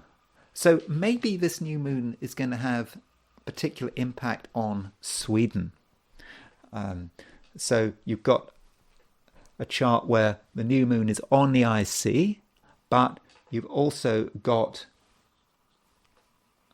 Mars and Uranus on the ascendant. So let me just show you what that means. So here's the new moon set for Stockholm. So set for Stockholm, we see, which Stockholm is obviously the capital of Sweden. So we have a midheaven at 15 degrees 25 Capricorn.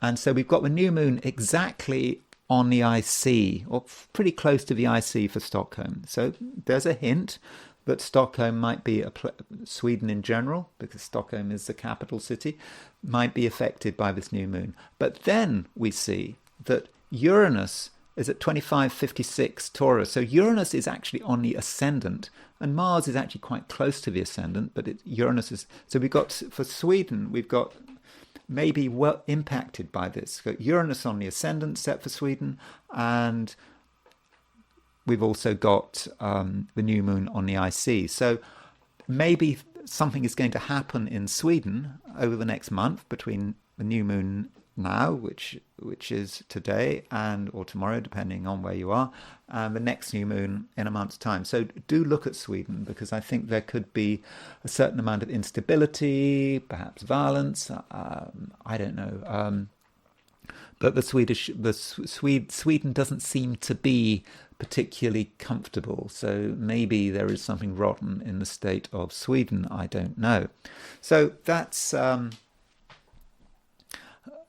new moon. And I now want to switch to the UK, and I want to look at the Starmer government. So I'm recording this on July the 4th, but maybe I'm going to make a complete fool of myself because I'm just going by the opinion polls, but I'm assuming that Labour is going to have an overwhelming majority because that's what the polls say. I haven't used astrology to do this. It's why use astrology. I'm not going to be a contrarian for the sake of it. So I don't know when Starmer is going to be appointed Prime Minister, but I'm guessing it will be this morning. So if you're looking at this on July the 5th, he should already be Prime Minister. I don't know the precise time, so don't worry too much about the angles. But a point about the Starmer regime is that Starmer is becoming Prime Minister just before the new moon. He's becoming a Prime Minister on a dying cycle. Really right at the end of this cycle. This is just not a time to become Prime Minister. So this is not a time of hope. This is almost a time of wrapping up one perhaps whole episode. It's just at the end of something. And there's no enthusiasm for Starmer. So this is not a particularly positive way to start his government. Now, I'll be able to reset this when I have a precise time for when Starmer becomes Prime Minister, but I don't know precisely when it is. And what I think it's important to do is just compare this chart with that of the UK. I mean, by the way, the sun, remember, the sun is going to be on the Hades Kronos midpoint, Starmer regime. And it's going to be on the Mars Jupiter midpoint. So this may be a government that's trying to do a load of stuff. Mars Jupiter, very energetic. And so when I talked about the evil that governments do and the damage that governments do, one government which we can be pretty sure is going to be causing a lot of damage and a lot of evil. Okay, it's not in itself evil. I don't think Starmer himself is evil, but the net effect is going to be evil. One government that is going to be just doing horrible things. This is not a political point. As I remember, I've never voted for a right-wing party in my life.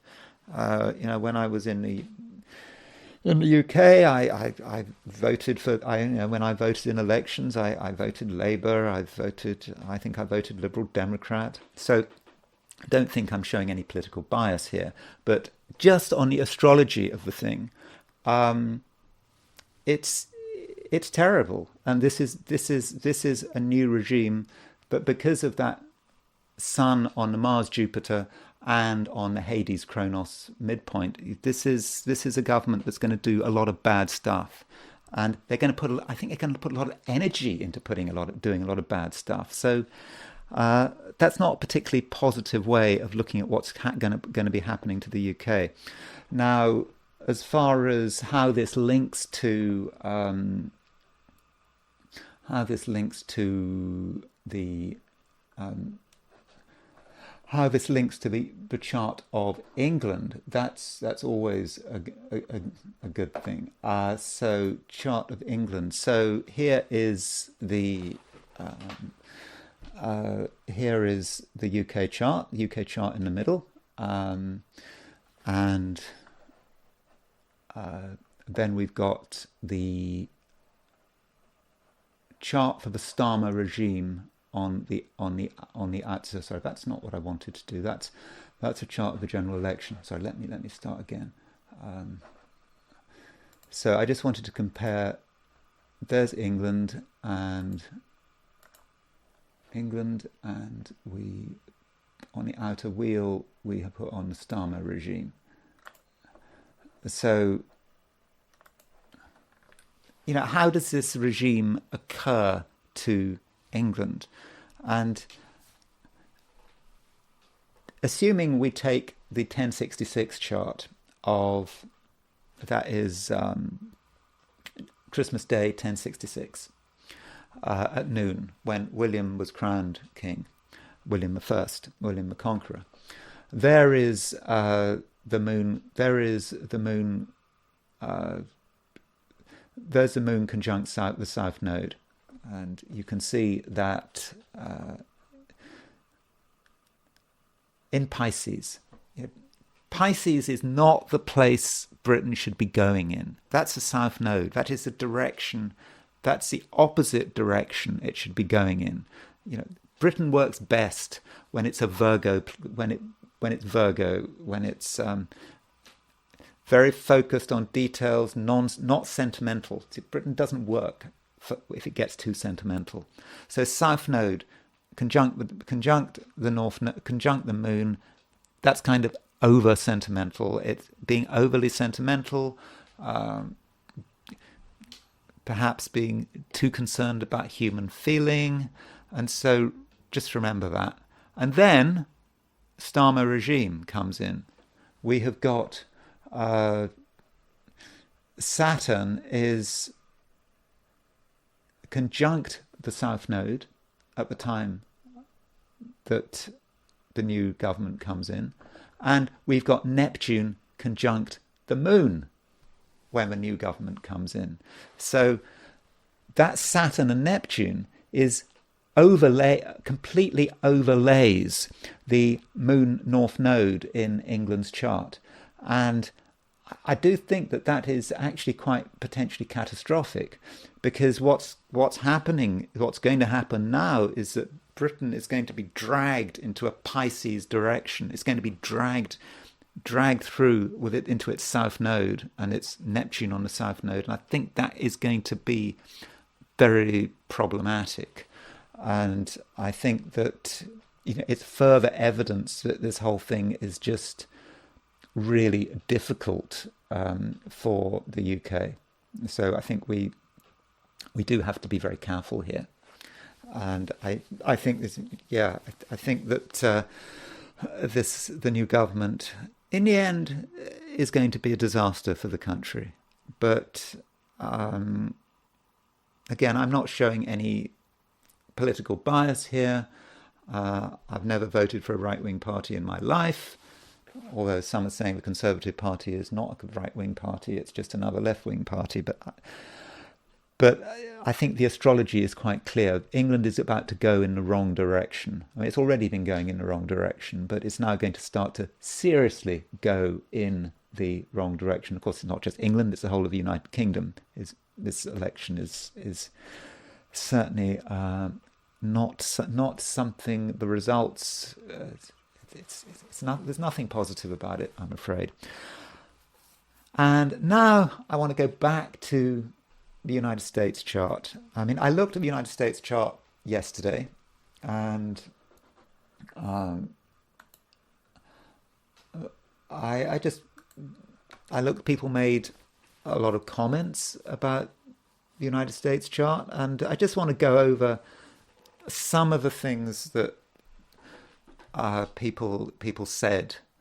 Now, I said that the United States has no fire in its chart,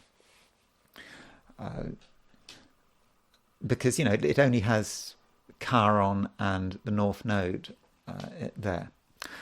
Now you could say that it does have fire because it's got Sagittarius rising. Well, 2 points. Firstly, we do not know for sure that the United States really was born at 5:10 in the afternoon. Astrologers in the main use this time. I personally think this time works really well. But if you start to move outside astrological circles, no one seems to know for sure when the Declaration of Independence came to being. That's the first point. The second point, in terms of modern astrology, the ascendant is, at least the way I was taught astrology when I was at the Faculty of Astrological Studies, and I think this is a valid, when I was studying at the Faculty of Astrological Studies in the 80s, what we were often told about the ascendant was it was the mask. It's the mask we wear in order to go through society. It protects us. It's the image we want to give. It's not us. It's not who we really are. It's just the mask. So Sagittarius rising tells us nothing about what the country fundamentally is.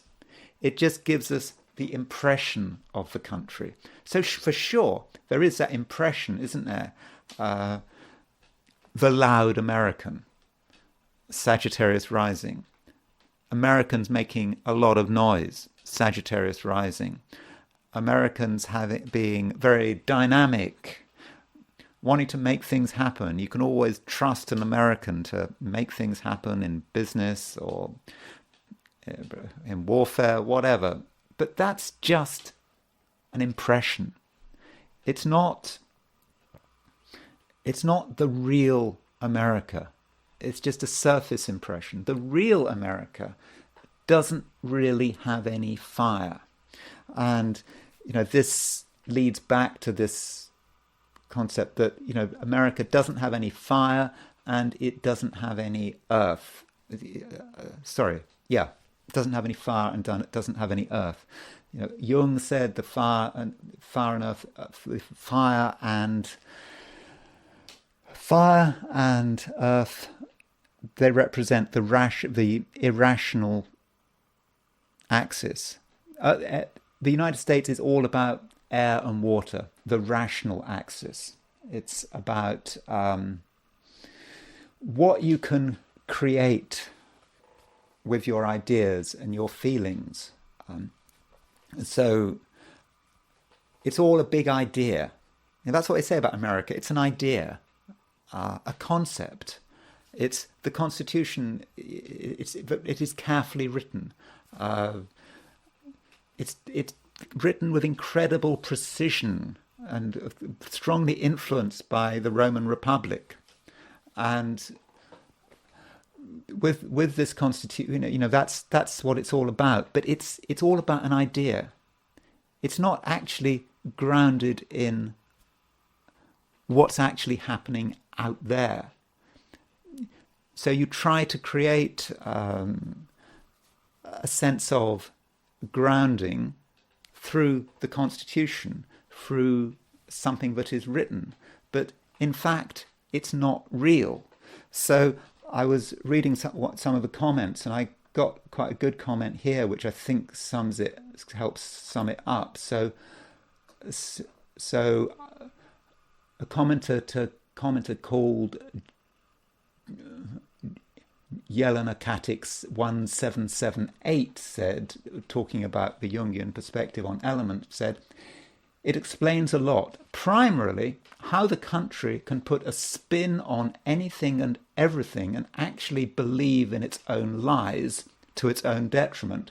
Paradoxically, but not surprisingly, distilled rationality without any experiential or intuitive irrational elements makes one, or in this case the entire country, completely and utterly irrational. And I think that is really a very valuable point. So thank you, Jelen Katic C1778, for making that comment. That it's all theoretical. It's all about what you put in writing. And you kind of think that creates grounding, but you can actually create grounding through the Constitution. And it's not just about the Constitution. And it's like also with, the Sagittarius rising. You have the impression that everything is, that there is excitement. But the reality with America, and I hope you're not offended if I say this, but from a perspective of someone coming into this country, living in this country time, I just have this feeling that America is a country without a soul, and it's a country that doesn't have any. It's a country that doesn't have any fire. It doesn't really have a heart, and I think it's all about trying to create a soul. You create a soul. You talk about community, and you talk about God and community and what brings people together. But the thing is, you have to talk about it too much. You talk about it so much that it just becomes clear that actually it doesn't have a soul. And I don't know why it doesn't have a soul, but that's my impression of it. Even in a religious sense, when I first, God has always been important, to me. But coming to America, it's feels that immediately my belief in God started to collapse living in America. And I'm not the only person who said this. I've come across someone who found it difficult to pray in America. Amazing as that might sound. I know a lot of people do pray. They talk about prayer, let's pray, prayer sessions in the White House, but it's all contrived. It's not real. And it's this concept of it's all worked out in the head and sort of idea. So that's, I think, part of how America is working, and perhaps the fundamental problem with America. And another one, someone else commented about what is the motherland, what is the fatherland, what is the land in America. You know, we talk about Russia with the motherland, I suppose. Other countries talk about fatherland. What, you know, the land, you know, even with, you know, in India, you have the concept, you know, when I was in India watching the funeral of Indira Gandhi, there was a link to the Ganges and how the eternal mother was linking the Ganges with Indira Gandhi, and you have this great link there. But where is it in America? There's no concept of the land. And I think that not really, because people move from place to place. There's no sense of stability. People just move from, you know, when they, you know, they need to get a new job, they move to another part of the country. I know people do that all over the world, but in America, people don't have any real link to where they live, and I think that is a lack of earth. And in fact, probably one of the reasons, you know, looking at where I live at the moment, where you see the environment getting torn to shreds, it's because the people making the decisions, they live here for a few years and they move on, and people just don't have a real concept of the land. It's something disposable. You can just trash it and move on to somewhere else. You I don't know, you trash California and you move to Washington State, and then you trash, where do you move to? And that can be, I suppose, a problem of having a lack of earth here. Now, it has, on the other hand, been suggested that maybe America does have grounding because it's got a strong Saturn. The United States has a really strong Saturn. Saturn in Libra, it's in its exaltation. And if it's a daytime chart, Saturn rules the airy triplicity, because Saturn rules the air signs by day, and the Mercury rules the air signs by night, using the system, for example, that William Lilly used in the 17th century. And yeah, it is a strong Saturn. But Saturn is not grounding. Saturn, if it's not related to the earth signs, it doesn't compensate for the fact that there are no earth signs. It's basically creating a sort of fake grounding. Again, Saturn's very good at laws, constitution, government, and people sort of rely on this, and it's working well. And we've had persistence for such a long time, but I think that there is something that is fundamentally unreal about that Saturn. It's in one's head. It's all about writings, laws, but it's not actually the truth. Not the truth. It thinks it's the truth, but it doesn't compensate for the fact that there is no Earth in the chart. And in fact, assuming this USA was born at 5:10 p.m. then most of the planets are above the horizon. It's a fairly ungrounded chart, and that poor moon in Aquarius is the only traditional planet below the horizon. Uranus is, of course, a discovered planet. So that Saturn does not provide grounding. It provides a very good system, but that's not quite the same as grounding. And another suggestion someone made, I suggested that there was a certain maudlin sentimentality about the United States, because because it has Venus in Cancer. I've got Venus in Cancer. I can be maudlingly sentimental when I want to be. And that Venus conjunct Jupiter. That's great, by the way, that aspect between Venus and Jupiter.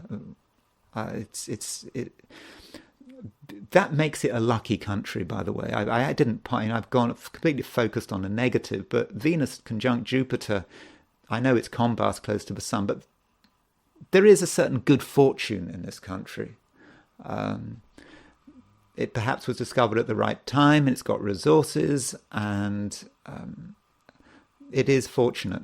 But in terms of that maudling sentimentality, someone connected that with the fact that Americans like musicals. I'm not really into musicals, but this whole Broadway sentimental music, particularly the Broadway shows, and people get all sentimental about that. Maybe that's the Venus in Cancer. And finally, there's an issue about the law courts. I was asked about this recent Supreme Court decision, I think giving Trump immunity. And I didn't really want to look at it specifically, but I think this chart tells us something about the fiction of judicial independence. And I've mentioned this before, but what is amazing about America, it has this, carefully worked out system, this Saturn in Aquarius, Saturn in Libra, the division of powers. You've got the judiciary and the legislature and the executive. And in terms of the legislature, there is this incredible fiction that the judiciary is independent and it's unbiased. This is a total fiction, and it goes from the top to the bottom. Now, those who can't stand Trump are very upset that the Supreme Court has affirmed Trump's immunity. And they will say, well, what do you expect? You have got a Supreme Court that has been, to a great extent, selected by Trump. And they were not just selected randomly on their terms of their talent. Trump selected people to the Supreme Court who were supportive of a particular view. So that is not an objective. That is not objective. That's you have got people who are completely working in terms of their bias. The Supreme Court, when it supported in 2000, when it basically gave the election to George Bush in 2000. That was the Supreme Court. That was the sheer bias of the Supreme Court. And it's not just a Republican issue. I mean, look at Trump's conviction in New York for that whole hush money thing. As far as I can see, the whole judicial process was Democrat-dominated, including the jury. It was completely biased. People were using the electoral system, using political influence and the political bias of judges, of district attorneys, of even jurors to get Trump convicted. And it works down. I talked about this local judges. When judges at the local level, they stand for election, and judges get endorsed by politicians, and so at the local level, they are totally biased. Judges, who are working at a county level are endorsed by county politicians, and it's unlikely that those judges are going to go against the county. And so I think we can see, and I've just gone on and on and on, you're maybe asking, what is the astrological point? So the astrological point here is that this is a country which is air and water. And so let's just look at air and water. You think the United States has the moon in Aquarius in the third house. And that is supposedly objectivity. Aquarius is supposed to be an objective sign. And I think the moon in Aquarius in the third house, if assuming it is in the third house, you could say that's the First Amendment. But you've got this fiction of objectivity, yet you've got all those planets in the ninth house. Sorry, all those planets in Cancer. Cancer is a fundamentally subjective sign, and the water trumps the air. We've got Venus in Cancer, Jupiter in Cancer, Sun in Cancer, Mercury in Cancer. Total subjectivity. And assuming the time is right, the Sun is ruler. Assuming the Sun is right, the time is right, ruler of the ninth, the higher courts, is the Sun. And the Sun is in Cancer. Totally subjective. It's square Saturn. So Saturn is the theory of objectivity. You write these laws and it's the constitution, and you separate the powers, and it's supposed to be objective. The reality is Sun in Cancer, square Saturn. It's that supposed objectivity of Saturn is completely undermined by the Sun in Cancer. So it's not a left-right thing. It's just that the judicial system is shot to pieces. It's doomed. And it's just becoming more and more subjective, I think, as time goes on. And so what do you expect with the Supreme Court? And the problem of the Supreme Court supporting Trump is the same problem as the judicial system in New York, which was attacking Trump. It's two sides of the same coin. Judges cannot be unbiased in a country like the United States, and the way they're chosen is problematic. Being elected or being political appointments, they've got to find some other better way of doing it, but they can't, because I suppose it's all tied to the Constitution. So I think going in terms of that question about the Supreme Court, and will it lead to dictatorship? Oh, I'm sure it won't lead to dictatorship. Trump being given immunity. Immunity happens in a lot of countries. It's not just the United States. But still, you can't really expect judicial independence. And even those individual judges, those judges are totally biased. Their own biases just completely reflect their decisions, and that's just part of America. So it's a fiction of objectivity, but the reality is the total subjectivity of the sign Cancer. Okay, I've ranted for long enough. So thank you very much for hearing me out, and that's all I'm going to say for today. And I hope you found this video of some use. If you did find it of some use, I'd be very grateful if you were I would be very grateful if you were to like it. If you're not subscribed, I would of course be super grateful if you were to subscribe. And if you want to buy me a coffee, there is a link in the description. And thanks again for listening, and I will talk to you again tomorrow.